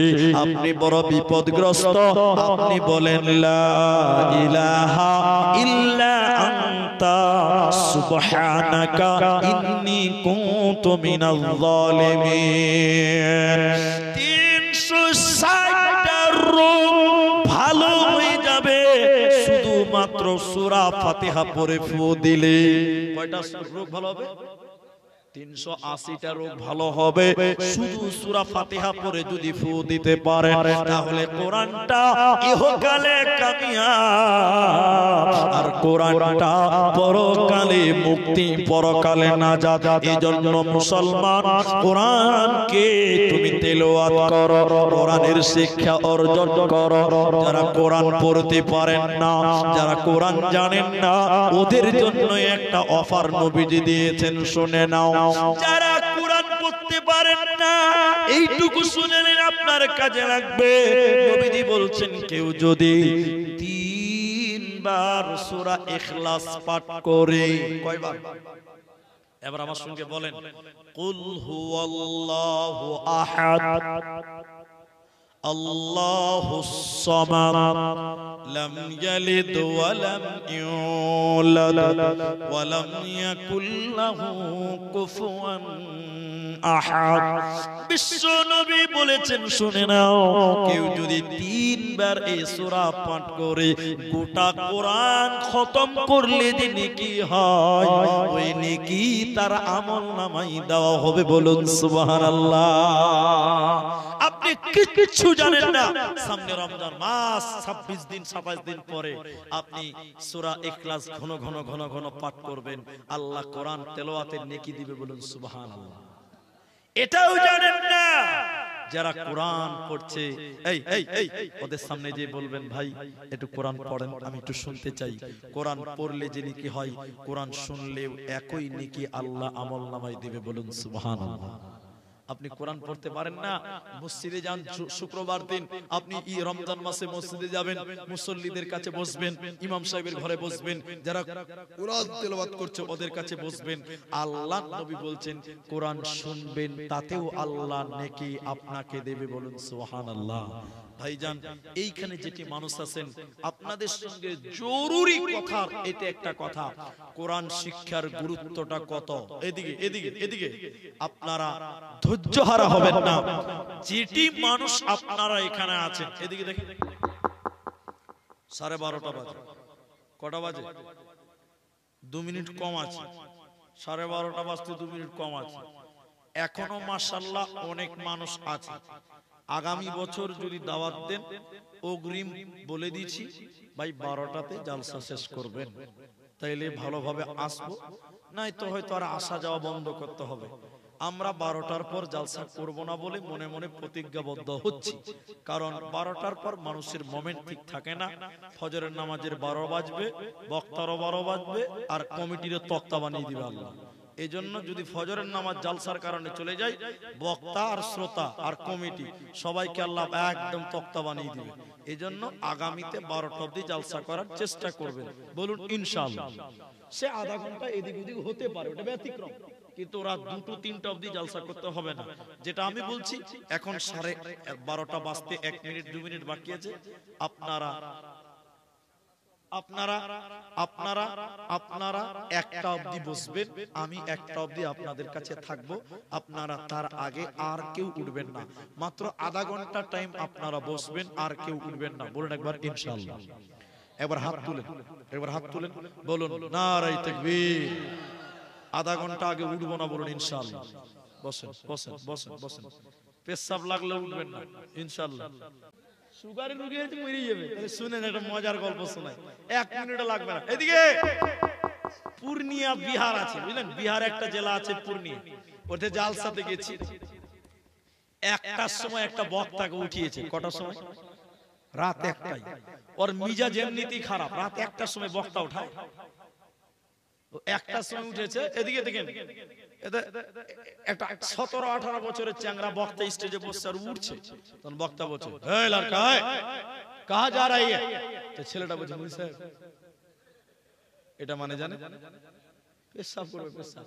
তো বক্তা বলছে, বেড়া বেড়া বেড়া না नौजवान लड़का, अरे 1 घंटा के लिए, कम से कम 1 घंटा के लिए बैठो। अरे যুবক ছেলে, তুই 1 ঘন্টার লিগে পেশাবটাকে ব্রেক দে বস। বক্তা যখন বলেছিলেন যে কোন রকম চেপে যাবে, আচ্ছা বলুন পেশাবকে ভাই ব্রেক দেওয়া যাবে? বক্তা জোরে ধমক দিয়েছে, ও চেপে চুপে ভাই বসে গেছে পেশাব করে কথা। বক্তা 1 ঘন্টা বক্তব্য রেখেছে। ক ঘন্টা? বক্তা যখন নামছে, ওর তো মনে আছে যে মাল একজনকে আটকে রেখেছি। तन वक्ता बोलते, ए लड़का उठो उठो, अरे भाई चले चले पेशाब करने के लिए चलो। तो नो छेदा बांगाली ছেলেটা বলছে, মুলি সাহেব আর উঠে লাভ আছে। তখন বক্তা বলছে, পেশাব করে না, যা করার এখানে করে দিচ্ছি। তো ভাই পেশাব লাগলে পেশাবকে আটকানো যাবে? হ্যাঁ, পেশাবকে আটকে থাকার মতন ক্ষমতা আমাদের কারো? তো বাকি যারা আছেন শুধুমাত্র পেশাবের জন্য উঠবেন, বাকি আধা ঘন্টা আমরা টাইম আপনাদের কাছে চাইলাম, আর কেউই উঠবেন না। আরেকবার বলুন ইনশাআল্লাহ। আমি আপনাদের ভাই, আমাকে অনেকে ফোন করছিলেন, দেখা করব দেখা করব, অনেকে আমাকে ভালোবাসেন, এসেছেন। আমি আর আধা ঘন্টা টাইম কথা বলবো। এখন আপনাদের কিছু বিরক্ত লাগবে, গুরুত্বপূর্ণ কথা বলবো। আর সবচেয়ে বড় কথা হলো মাদ্রাসার জালসা। জি ভাই, আমি কিছু চাইবো, ওটা আপনারা জানেন। তো এখন চাইবো না, টাকা চাইলে দেবেন না দিবেন ওটা আপনার ব্যক্তিগত ব্যাপার। আমি কি একদম গলা ধরে বলতে পারবো? ওটা আপনার ব্যক্তিগত ব্যাপার। হাজি ভাই দিলে দিবেন, না না দিবেন, বসবেন। আধা ঘন্টা পরে দোয়া করো। যেটা বলছি, সবচেয়ে দামি কে? বেটিরে, বোন রে, খালারে শুনে নাও, যুবক ভাইয়েরা শুনে নাও, বিশ্ব নবী বলছেন সবচেয়ে দামি লোককে, খায়রুকুম মান তাআল্লামাল কুরআনা ওয়া আল্লামাহু। আল্লাহর নবী বলেন যে ব্যক্তি কোরআন শিখলো, যে ব্যক্তি কোরআন শিক্ষা দিল, ওই লোকটা হলো সবচাইতে ভালো বিশ্ব নবীর নজরে। যে কোরআন শিখলো, শিখালো, নবী বলছেন ওই লোকটা হলো সবচেয়ে ভালো। বলুন সুবহানাল্লাহ। কিন্তু এই মানুষেরা ভালোবাসছে ওকে, এরা সত্য করে বলেন মানুষ ভালোবাসছে? মুলবিদেরকে তো লোক দেখতেই পারে না এখনকার জামানা। ঠিক বললাম না? নাই বলেন। মুলবি যদি রাস্তাতে জোরে হাঁটে, বলছে মুলি সাহেব দাওয়াত টাওয়াত কিছু আছে নাকি বাবা? ঠিক বললাম না? নাই বলেন। আর যদি একটু আস্তে হাঁটে, বলছে বেশি খাওয়া হয়ে গেছে নাকি মুলি সাহেব? মুলবি এখন যাবে কোথাও? সব দোষ মুলবিদের। বলে মুলবিরা লম্বা কাপড় পরছে তো বলছে, একদিন আমাকে শুনিয়ে শুনিয়ে বলছে কাপড়ের দাম আপনারাই বাড়ালেন, আর তোর বউটা যে ল্যাংটা হয়েছে ওর হুঁশ আছে? বলো, ওর বউটা যে ল্যাংটা হয়ে আছে ওর হুঁশ আছে? এটা সত্য করে বলছে আপনাকে। এটা ছেলে ওর বউকে নিয়ে বাজার করতে এসছে। ভাই কি করতে এসছে বললাম তো? ওর বউকে বাজারে নিয়ে এসছে। অনেকের বউ বাজারে যায়, যায় না আপনার দিকে? একদম পাতলা কাপড়, দেখে ওটা কাপড় মনে হচ্ছে না, ওটা মনে হচ্ছে মশারি। কি মনে হচ্ছে? গোটা বাজারের লোক ওর বউটার দিকে বড় বড় করে দেখছে। দেখবেই তো, দেখবে না? তা আমরা দু তিনটা মুলবি সেফ, আমরা মুলবি হইলাম তো কি হলো? চোখ তো আল্লাহ আমাদেরকে দিয়েছে। আমরা চোখ কি বাড়িতে রেখে আসতে পারবো? আমরাও খানিক দেখে নিলাম। নাউজুবিল্লাহ। হাজি আমাদের সামনে পড়ে গেছে তো নাউজুবিল্লাহ বলতে বাধ্য। তখন কি বলছি? রে নাউজুবিল্লাহ, এই এই এই শুন শুন, খাপা কুন্ডে কাট, যার বউ তাকে বলছি, আরে তোর বউটাকে গোটা বাজারের লোক দেখছে, একটা চাদর কিনে তোর বউটার গায়ে দে, তোর বউটার শরীরটা ঢেকে দে। ও খাপা বলছে মুলি সাহেব আমার বউ আমি একলাই দেখবো, এলাকার মানুষের হক নাই। কত নাম্বার খাপা খালি দেখে না, ও হক আদায় করে। তা আমাকে যে কথা বলছি লম্বা পাঞ্জাবি পরছি, ওই যে মুলি সাহেব কাপড়ের দাম লাগছে তোমরাই বাড়াইলে, আর ওর বউটা যে ল্যাংটা হয়েছে ওর হুঁশ আছে। তো যে কথা আমি বলছি, আজকের সমাজে মুলবিদেরকে, আলেমদেরকে মানুষেরা বিরক্তির নজরে দেখছে। ঠিক বললাম না? বলেন। আপনি কি জানেন আপনাদের এলাকার মসজিদের মুলবি সাহেবের বেতন কত বলেন? 8,000, 10,000, 13,000, আর কিছু আছে? আর বলেন 5,000ও আছে, 5,000ও আছে। আল্লাহ, ওই লিগেই বলেছিল কে জানেন? এই এই কথা আমি বলতে দেন। একটা লোক মুলবিকে বেতন দেয় 4,000 টাকা। ক হাজার টাকা? 3 মাস থেকে বেতনই দেয়নি, বাকি রেখেছে। কি অবস্থা খালি হবে? ক মাসের বেতন বাকি? 3 মাসের বেতন বাকি। তো মুলবিরা কিন্তু খুব চালাক ভাই, ওরা সব কায়দাই জানে, কোন দিক দিয়ে গোল দিতে হবে সব জানে। একদিন ওই সেক্রেটারি যে বেতন দেয় না, ওর বেটা যেছে কলকাতাতে ইন্টারভিউ দেওয়ার লাগে। কিসের ইন্টারভিউ? চাকরি। তো মুলবিকে মসজিদের জুমার দিন বলছে মুলি সাহেব একটু দোয়া করে দাও তো। কিসের দোয়া? বলছে আমার বেটা চাকরির ইন্টারভিউ দিতে গেছে, যেন পাস করে। তো মুলবি কইছে আজকে পেয়েছি চান্স, আজ ভালো চান্স পেয়েছি। নামাজের পর বলছে ভাই সবাই বসো, সেক্রেটারির বেটা চাকরির ইন্টারভিউ দিতে গেছে, দোয়া করতে বলেছে, দোয়া করবো। মুলি সাহেব দোয়া করছে, সব আমিন আমিন বলছে। ওই সেক্রেটারি ওর বেটার লেগে দোয়াতে হাত তুলেছে। মুলি সাহেব বলছে আল্লাহ, সেক্রেটারির বেটা চাকরি ইন্টারভিউ দিতে গেছে, আল্লাহ তার চাকরি যেন পূর্ণ হয়ে যায়। আল্লাহ গো তুমি তাকে কনফার্ম করে দাও, আল্লাহ বেতন যেন আমার সমান হয়। সেক্রেটারি হাত ছেড়ে দিয়েছে। এটা কোন দোয়া হলো? আমার সমান তোমার সমান বেতন আমার ছেলে হলে হবে? বলছে কেন হবে না? আমার যদি হয়তো তোমার কেন হবে না? বলছে না মুলি সাহেব তোমাদের বেতনে বরকত আছে। এই কথা অনেকেই বলে, বলে না? মুলবিদের বেতনে বরকত আছে, বলে কি বলে না? কোন লোক যদি আমাকে ভুল করে বলে দেন যে মসজিদের ইমাম আপনি, আপনার ইমামের বেতনে বরকত আছে, আমি সঙ্গে সঙ্গে বলবো তাহলে আমার বরকত তুইলে তোর মাস্টারের বেতনটা আমাকে দে। আর বরকত লাগবে না, তুইলে চলে যা। ঠিক কি না বল? বলে বদমাইশ কত বলছে তোমাদের বেতনে বরকত আছে। আরে বরকত আছে মানে সব হালাল ইনকামে বরকত আছে। জি ভাই, সব হালাল ইনকামে বরকত আছে, খালি মুলবির বেতনে বরকত পাবে। বদমাশি করার জায়গা নেই। ছি ছি ছি ছি। আমরা বিরক্তি হবে। হাদিস বলছিলাম সবচেয়ে ভালো কে হয়, নবী বলেছেন যে ব্যক্তি কোরআন শিখলো, যে ব্যক্তি কোরআন শিক্ষা দিল, ওই লোকটা হলো আল্লাহর নজরে সবচাইতে ভালো। এজন্য ওই পাঞ্জাবি, ওই পাঞ্জাবি একদম বন্দে ভারত ছুটছে, ব্রেক কাজ করছে না। হ্যাঁ, ওকে মনে হয় পেশাব লেগেছে, ওই ডিপার্টমেন্টের আছে, বুঝতে পারছি।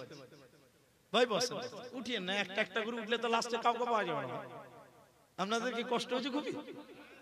তাহলে একটু বসেন, একটা একটা করে যদি উঠেন লাস্টে ওইটা হয়ে যাবে। কোনটা জানেন?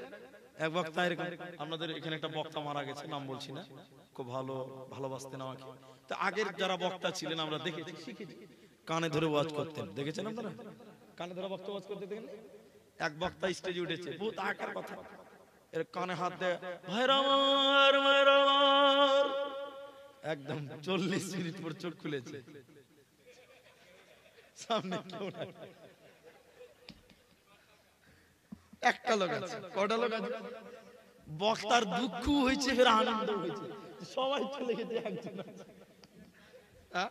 বক্তা খুশি হয়ে গিয়ে বলছে জাযাকাল্লাহ, হাইয়াকাল্লাহ, বারাকাল্লাহ, সবাই চলে গেছে, তুমি কত ভালো মানুষ, তুমি একাই আছো, আল্লাহ যেন তোমাকে জান্নাত দেয়। ও যে বসে আছো গাল চুলকাতে চুলকাতে, মুনি সাহেব আমি মাইক ম্যান, তুমি ছাড়ো না, আমি যেতে পারি না। ভাই সবাই যদি একটা একটা করে উঠেন তো লাস্টে ওই মাইক ম্যানই থাকবে, আর কেউ থাকবে না। তাই আমরা উঠিয়েন না ভাই, আমি আধা ঘন্টা টাইম চেয়েছি, দেখেন 8 মিনিট মাইনাস, আর মাত্র 22 মিনিট টাইম আছে, আমরা আছি, একবার বলি ইনশাআল্লাহ। সবচেয়ে ভালো সম্মানী লোক ওই মসজিদের ইমাম, ওই মাদ্রাসার শিক্ষক, আপনারা তাদেরকে শ্রদ্ধার নজরে দেখবেন, বলুন ইনশাআল্লাহ। দুঃখ দিবেন না, তারা সবচেয়ে দামি গ্রন্থ আল কোরআন তারা জানে, তারা পড়তে পারে, এটা কম বড় নিয়ামত। কিয়ামতের দিনে আল্লাহ বলবেন, যারা কোরআন শিক্ষা অর্জন করেছিল, হাফেজ কোরআন, আল্লাহ ওদেরকে বলবে কোরআন তেলাওয়াত করো, আর তা কোরআন তেলাওয়াত করতে করতে জান্নাতের দিকে এগিয়ে যাও। ওটা একটা সিঁড়ি, সিঁড়িতে কোরআন পড়বে, এক পা করে আগাবে, কোরআন পড়বে আর আগাবে, ওই সিঁড়ির মাথায় জান্নাত, আর সিঁড়ির তলে রয়েছে জাহান্নাম।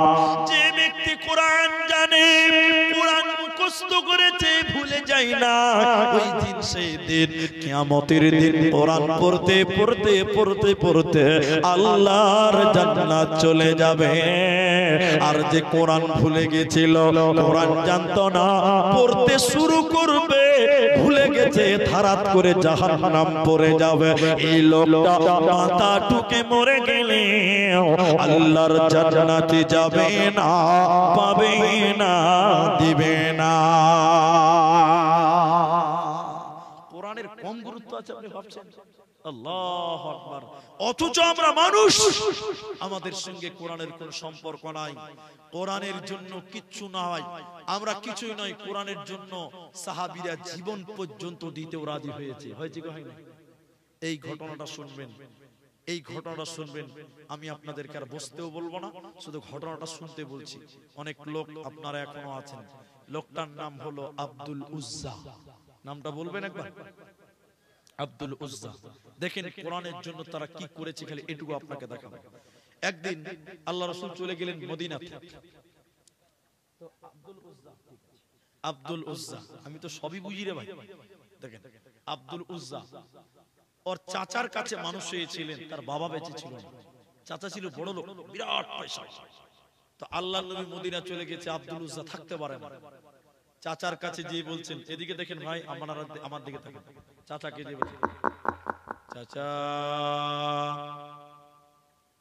বহুত অপেক্ষা করলাম, আপনার অপেক্ষা যে ইসলাম কবুল করবেন, কিন্তু আপনি করলেন না। চাচা আমি ইসলাম কবুল করার জন্য মদিনা চললাম, নবীজির কাছে চললাম। ও মা আমার, বেটি আমার, বোন আমার, শোনেন, চাচা সঙ্গে সঙ্গে রেগে গিয়ে বললে, কি বললে বলো? তুমি নবীজির কাছে চলে যাবে, শুনে নাও আমি তোমাকে যা কিছু দিয়েছি সব আমাকে ফেরত দাও, তারপরে যাও, নচেৎ যেতে দেব না। আব্দুল উজ্জা মাথার টুপি খুলে দিল, আপনার গলার মালা খুলে দিল, তখনও মুসলমান নয়। শরীরের জামা খুলে দিল, মসজিদের থেকে তার চাচার কাছ থেকে নবীজির কাছে যাবে। আব্দুল উজ্জার চাচা তখন বলল, আব্দুল উজ্জা রে, তোমার পরনে যে লুঙ্গি আছে, পায়জামা, ওটাও আমার টাকার কেনা, ওটাও তোমাকে খুলে দিতে হবে, ল্যাংটা হয়ে যেতে হবে, আমি কিছুই নিয়ে যেতে দেব না। আব্দুল উজ্জার চাচা ভেবেছিল ভাতিজা এবার কাবু হয়ে গেছে, আর যেতে পারবে না। আব্দুল উজ্জা দেখেন ঈমান কি জিনিস দেখলেন বিটিরা বোনেরা। আব্দুল উজ্জা টান দিয়ে লুঙ্গিটা খুলে দিল, যুবক ছেলে নিজের পায়জামা লুঙ্গি খুলে দিল, উলঙ্গ হয়ে গেল, ল্যাংটা হয়ে কাঁদতে কাঁদতে মায়ের দরজায় গিয়ে বললেন, মা আপনি দোয়া করেন, আমি নবীজির কাছে মদিনা মুনাওয়ারা চলে গেলাম। আব্দুল উজ্জার মা যুবক ছেলে ল্যাংটা হয়ে গেছে, উলঙ্গ, থাকতে না পেরে একটা কম্বলকে টেনে ফেড়ে দুই টুকরা করে দিল, এক টুকরা পরনে গামছার মতন করে পরিয়ে দিল, আর এক টুকরা শরীরে তাওয়ালের মতন দিয়ে দিল।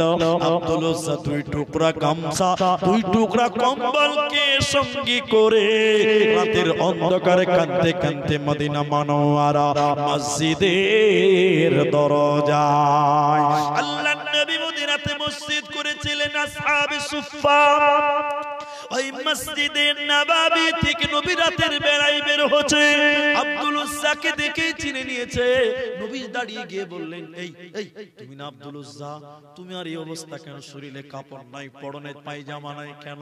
আব্দুল উজ্জা কাঁদতে কাঁদতে বললেন, হুজুর ঈমানের জন্য আপনার কাছে আসার কারণে নবী গো, আমার চাচা সব কিছু কেড়ে নিয়েছে, ল্যাংটা করে আমাকে পাঠিয়েছিল, আমার মা এই দুই টুকরা কম্বলকে দিয়ে পাঠিয়েছে। আল্লাহর নবী বুকে জড়িয়ে নিয়ে বলেছিলেন, আব্দুল উজ্জা রে, আজ থেকে তোমার নাম আব্দুল উজ্জা নয়, আজ থেকে তোমার নাম আব্দুল্লাহ। সবাই বলুন কি নাম? আব্দুল্লাহ। এবার ঘটনা শেষ হয়নি, দেখেন আব্দুল উজ্জা এবার মসজিদে আছে, গরিব হয়ে গেল, বড় লোক ছিল বাদশা, গরিব হয়ে গেল, কেউ খেতে দিলে খায় না, তা খেতে পায় না, অভাব অনটন। হঠাৎ করে মুতার প্রান্তে লড়াই হবে, জিহাদ। নবীজি মসজিদে দাঁড়িয়ে বললেন, ও মদিনার লোকেরা, যার কাছে যে মাল আছে নি মসজিদে জমা করে দাও। হযরতে বেলাল, হযরতে আবু বকর সব কিছু দিয়েছিলেন। পরে বলছি উমর দিলেন, আলী দিলেন। যখন উমর দিলেন, আলী দিলেন, উসমান দিলেন। উসমান কত দিলেন? বললেন যত মানুষ জিহাদে যাবে তার অর্ধেক খরচ আমি উসমান একাই দিলাম।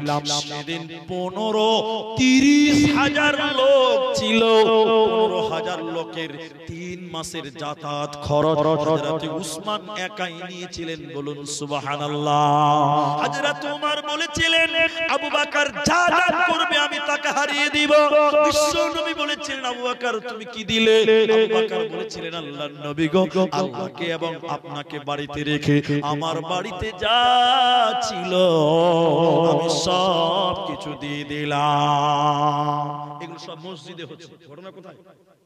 আর আব্দুল উজ্জা, ওই যে আব্দুল্লাহ, মসজিদেই বসে আছে, এখন গরিব, সবাই দান করছে, ও একবার উঠছে বসছে দান করতে ইচ্ছা করছে, কারণ দান করে অভ্যাস, বড় লোক ছিল এখন তো নাই। একবার উঠছে বসছে, সবার দান করা দেখছে, কিন্তু মন মানে না, গরিব হয়ে গেছে। আব্দুল উজ্জা যে রাসূলের ডান দিকে পেছনে দাঁড়ালো, আল্লাহর নবী মাথা ঘুরিয়ে বললেন, আব্দুল উজ্জা তুমি কেন? এর মানে জানেন? এই তুমি তো গরিব হয়ে গেছো, তুমি কেন এখানে এসেছো? এখানে যারা আসবে তারা টাকা দিবে, তুমি কেন এলে তুমি বলো। আব্দুল উজ্জা দাঁড়িয়ে থাকতে না পেরে কাঁদতে কাঁদতে বললেন, হুজুর সবাই দান করলো, সব কিছু দেখলাম, আমারও মনটা চাইছে আমি কিছু দিব, থাকতে পারলাম না, মনে যেন শান্তি নাই, কিন্তু দেব কি দিব? কিছুই তো নাই, দু টুকরা চাদর, পিছন পাছাটা খুলে দেই তো পাছা উদাম হবে, শরীরের গামছা কম্বলের টুকরা দিলে শরীরটা খোলা হয়ে যাবে, কি দিব থাকতে পারি না। নবী গো, এখনো আমার কাছে একটা জিনিস আছে, ওই জিনিসটা আমি ইসলামের জন্য, কোরআনের জন্য আমি দিতে চাই। নবীজি বললেন, আব্দুল্লাহ, আরে আব্দুল উজ্জা, কি দিতে চাও তুমি বলো? আব্দুল উজ্জা বললেন, ইয়া রাসূলুল্লাহ, এখনো বেঁচে আছি, আমার জান তো বেঁচে আছে, জিহাদের জন্য আমার নাম এক নাম্বার, যুদ্ধের ময়দানে আমি আমার জানকে কোরআনের জন্য বিলিয়ে দিয়ে, আমি আমার জীবনটা কোরআনের জন্য বিলিয়ে দিব, জিহাদের জন্য আমার নাম আপনি লিখে নেন, আমি আমার জানটা কোরআনের জন্য বিলাতে চাই। এবার আল্লাহর নবীর নাম লিখলেন আব্দুল উজ্জা, এক নাম্বার। সাহাবীরা সবাই যুদ্ধে যাচ্ছেন, এই যুদ্ধে নবী নিজে কমান্ডারের দায়িত্ব পালন করবেন। শুনেলেন, নবীজি সবার শরীরে হাত দিয়ে দোয়া করলেন, যাও। আব্দুল উজ্জার শরীরে হাত দিয়ে দোয়া করছেন, আল্লাহর নবী, আল্লাহ, আমি আব্দুল উজ্জার রক্তকে বেঈমানদের জন্য হারাম করে দিলাম। আব্দুল উজ্জা থাকতে না পেরে কাঁদতে কাঁদতে বললেন, উল্টো দোয়া করছেন কেন নবী আমার? আমি দ্বীনের জন্য, ইসলামের জন্য, কোরআনের জন্য জান দিতে চাই, আপনি উল্টো দোয়া করলেন কেন? নবীজি বলেন, আব্দুল উজ্জা রে, ইসলামের জন্য তুমি যে ত্যাগ স্বীকার করেছো, তুমি যদি বাড়িতে জ্বরেও মারা যাও, আল্লাহ তোমাকে শহীদের মর্যাদা দিবে। নারায়ে তাকবীর। আল্লাহ নবী সাহাবী যুদ্ধে গেলেন, অনেকে মারা গেল, কিন্তু আব্দুল উজ্জাকে কেউ মারতে পারল না। নবীর দোয়া কবুল হয়ে গেছে, বলুন সুবহানাল্লাহ। হঠাৎ করে আব্দুল উজ্জার জ্বর, দেখেন নবীর দোয়া কবুল হয়ে গেছে। নবী বললেন না, জ্বরও যদি মারা যাও তুমি জান শহীদ পাবে। আব্দুল উজ্জার জ্বর, এদিকে দেখেন কালো জ্বর, এত জ্বর, ওই রাত্রিতে আব্দুল উজ্জা মারা গেল জ্বরের কারণে। সেদিন নবীজি এত দুঃখ পেয়েছিলেন, এত কষ্ট পেয়েছিলেন। নবীজি আব্দুল উজ্জার জানাজার ইমাম, নবীজি ইমামতি করলেন। এবার একটা মশাল, মশাল বুঝেন? মশাল, মশাল, মশাল বুঝেন না? রাতের বেলায় আলো দেখাবার জন্য কাপড়ে, একটা বাঁশে কাপড় বেঁধে আগুন ধরিয়ে জালো আল্লাহ আলা করেছে। আল্লাহ নবী জানাজা পড়ালেন, বেলালকে একটা মশাল আগুন ধরালেন, বাঁশটা দিয়ে বললেন, বেলাল তুমি আলো দেখাবে, সাহাবীরা আব্দুল উজ্জার কবরে মাটি দিবে। লাশটা নিয়ে যাওয়া হচ্ছে কবরের দিকে। হযরতে বেলাল বলেন, কবরের ভিতর থেকে আওয়াজ বের হচ্ছে, তোমরা তোমাদের ভাই আব্দুল উজ্জাকে আস্তে আস্তে কবরে নামাও, কষ্ট দিয়ে নামায় না। হযরতে বেলাল বলছেন, গলার আওয়াজটা চেনা চেনা চেনা চেনা মনে হলো। তাড়াতাড়ি আমি আগে গিয়ে দেখলাম, এই কবরে নেমেছে কে? এই কবরে লাশ ধরবে কে? স্বয়ং বিশ্ব নবী, নবী মুহাম্মদুর রাসূলুল্লাহ, তিনি কবরে নেমেছেন আব্দুল উজ্জার লাশটাকে ধরার জন্য। আব্দুল উজ্জার লাশটা নিলেন, নিয়ে কবরে রেখে মাটি দিয়ে দোয়া করলেন। নবী থেকে দোয়া করতে লাগলেন, আল্লাহ, আজকে সন্ধ্যা পর্যন্ত আব্দুল উজ্জার প্রতি আমি নবী রাজি ছিলাম, আল্লাহ তুমিও তার প্রতি রাজি হয়ে যাও। আজকে সন্ধ্যা পর্যন্ত আমি নবী মুহাম্মদ আব্দুল উজ্জার প্রতি রাজি ছিলাম, তুমিও তার প্রতি রাজি হয়ে যাও, তুমি তার উপরে খুশি হয়ে যাও। হযরত ইবনে মাসউদ চিৎকার করে বলেছিলেন, বেলাল চিৎকার করে করে বলেছিলেন, হে আব্দুল্লাহ, তোমার কপাল কত ভালো, তোমার জন্য স্বয়ং বিশ্ব নবী সাক্ষী দিয়েছে, তোমার কোনো চিন্তা নাই, তোমার কোনো টেনশন নাই। অতএব আব্দুল উজ্জার মতন লোক জীবনের শেষ সম্বল নিজের জান পর্যন্ত পর্যন্ত কোরআনের জন্য বিলাবার জন্য দাঁড়িয়েছে।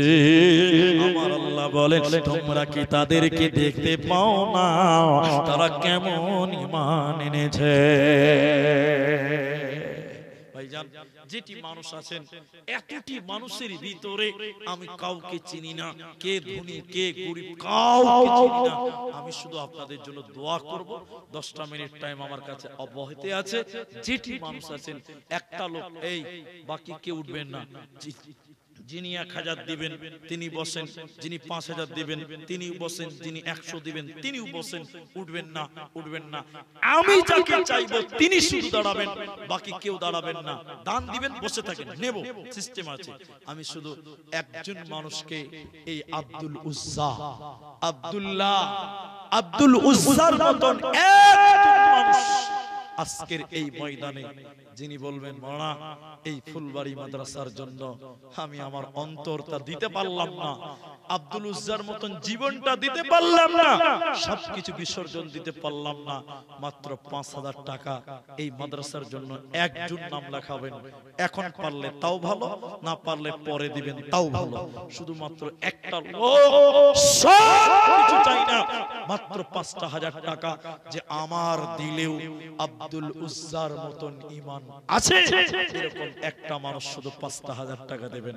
আজকের ময়দানে 5000 টাকা দেনেওয়ালা ফুলবাড়ি মাদ্রাসার জন্য এই ময়দানে একটা লোক। যারা ঠিকাদারি করেন, মিস্ত্রি করেন, চাকরি করেন, ব্যবসা করেন, 5000 টাকা একটা লোক দিতে পারবেন, এরকম কেউ নাই ভাই? কথা বলবেন না, এত আওয়াজ মেয়েদের দিকে। আল্লাহ, একটা লোক শুধু বলেন 5000 টাকা, বাস আমি তার সঙ্গে মুসাফা করব, আমি তার জন্য দোয়া করব। আমরা জানি, আমরা দেখতে চাই আমাদের দিলেও আব্দুল উজ্জার মতন ঈমান আছে না নাই? আছে। ভাইজান, একটা লোক 5000 টাকা কেউ পারবেন না এই গভীর রাতে? একটা বাঁচতে চলেছে, একজন মানুষ দোয়া করে যাও, আল্লাহ আপনার জীবনটা ধন্য করে দিবে। আপনি কামিয়াব হবেন, আপনি সফল হবেন, আপনি সাকসেস হবেন। একবারে পারবেন না, 5 বারে 5000 টাকা দিবেন, 5 বারে দিবেন 1000 করে, 5 কিস্তিতে দিবেন 5000 টাকা। একটা লোক তাও পারবেন না ভাই, উনি 10000 টাকা দেবেন, স্টেজের লোক। কিন্তু আমি সামনে থেকে একটা 5000 টাকা দেখতে চাইলাম, এতগুলো মানুষের ভিতরে 5000 টাকা। আল্লাহু আকবার।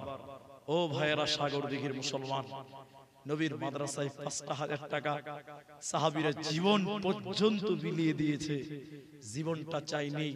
হযরত আবু বকর বললেন, আল্লাহ নবী ছেড়ে সব দিয়ে দিলাম, বাকি সব দিয়ে দিলাম। 5000 টাকা দেনেওয়ালা আজকের এই বৈঠকে ভাই একটা লোক কেউ নাই। মিস্ত্রি মানুষ, রাজমিস্ত্রি, হেড মিস্ত্রি, ঠিকাদার, কন্ট্রাক্টর, একটা যদি কেউ হাত তুলতেন যে নামুনি সাহেব আমরা দিলাম, আমি দিলাম, আমি তাও খুশি হতাম যে না, আমার আবদার একটা লোক রেখেছে। জানি না এই এলাকার মানুষ আগেই দান করে ফেলেছেন না জালসাতে দান করা ভুলে গেছেন। মুর্শিদাবাদের মতন জায়গাতে তো অনেক মাদ্রাসা, আমি আসি, আবার আসবো। এই যে কিসমত গাদি ঈদের পরের দিনই মনে হয় আছে, 2 তারিখে মনে হয় আছে, আসবো ইনশাআল্লাহ কিসমত গাদিতে। কিন্তু আপনাদের কাছ থেকে পাইছিলাম ভাই, তাহলে একটা লোক কেউ 5000 টাকা নাই? আল্লাহু আকবার। আমার ভাইজান তিনি 10000 টাকা দেবেন। কি নাম আপনার? মানুষের সামনে নাম বলাটাই ভালো। অনেক মুলবি উল্টাপাল্টা ফতোয়া লাগিয়ে দিয়েছে সমাজে। মানুষের সামনে নাম বলা ভালো কেন? লোককে দেখাবা, এটা উদ্দেশ্য নয়। উদ্দেশ্য কোনটা? আমার দেখে আরো কেউ দান করবে, যে উমুকে 10000 দিয়েছে, তাহলে আমাকেও দিতে হবে অতটা। মানুষকে নেকির কাজে উৎসাহিত করার জন্য জনসম্মুখে প্রকাশ্যে দান করাটাও ভালো। তো যাই হোক, আমার ভাইজান স্টেজে বসে আছেন, তিনি 10000 টাকা দেবেন। আপনারা একটু তাকবীর দেন আমার সঙ্গে, নারায়ে তাকবীর। ভাইজান 10000 টাকা স্টেজ থেকে একজন পেলাম, কিন্তু 5000 টাকার একটা আবেদন রেখেই দিলাম আপনাদের কাছে। জানি না কোন মুসলমান ভাই, আমার বন্ধুবর কোন ভাই জান পারবেন কিনা আমি জানি না। যদি পারেন তো একটু ইশারা দেন যে মুলিসে দিলাম 5000 টাকা মসজিদ মাদ্রাসাটার জন্য। আল্লাহ আপনার কামাই, আল্লাহ আপনার রিজিকে বরকত দান করবেন, আল্লাহর নাম রাজ্জাক। যদি বলেন না নাই পারবো না, দিয়েছি, তাহলে 5 জন 5 জন মিলে আপনারটা রাখেন যে 1000 টাকা করে 5টা লোক দিলাম, বুঝছে 1000 টাকা আমি দিব, 5টা লোক দেন 1000 টাকা করে দেন। ভাই 1000 টাকা উনি একজন দেবেন। নামটা দেখেন তো কি আছে, নামটা কি হবে আপনার?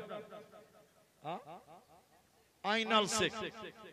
আইনাল শেখ একটু উঠে আসতে পারবেন না? আমি একটু মুসাফা করি, মহব্বতটা বাড়বে। বাকি কেউ উঠবেন না, পরেই দিবেন। কাবিল শেখ, হাবিল শেখ। হ্যাঁ ঠিক আছে, হ্যাঁ ঠিক আছে, ঠিক আছে, বসে ঠিক আছে। জাযাকুমুল্লাহ। 3 নম্বর 1000 টাকা। 3টা লোক। এ ভাই উঠবেন না, ভাই উঠিয়েন না আল্লাহর রাস্তায়। যিনি 1000 টাকা দিবেন তিনি শুধু উঠেন, বাকি কেউ উঠিয়েন না, আমি দোয়া করব। দেখেন টাইম শেষ হয়নি, 1000 টাকা দেন আর 3টা হলো। আর কেউ আছেন? আছে উনি আইনাল। এটা কার?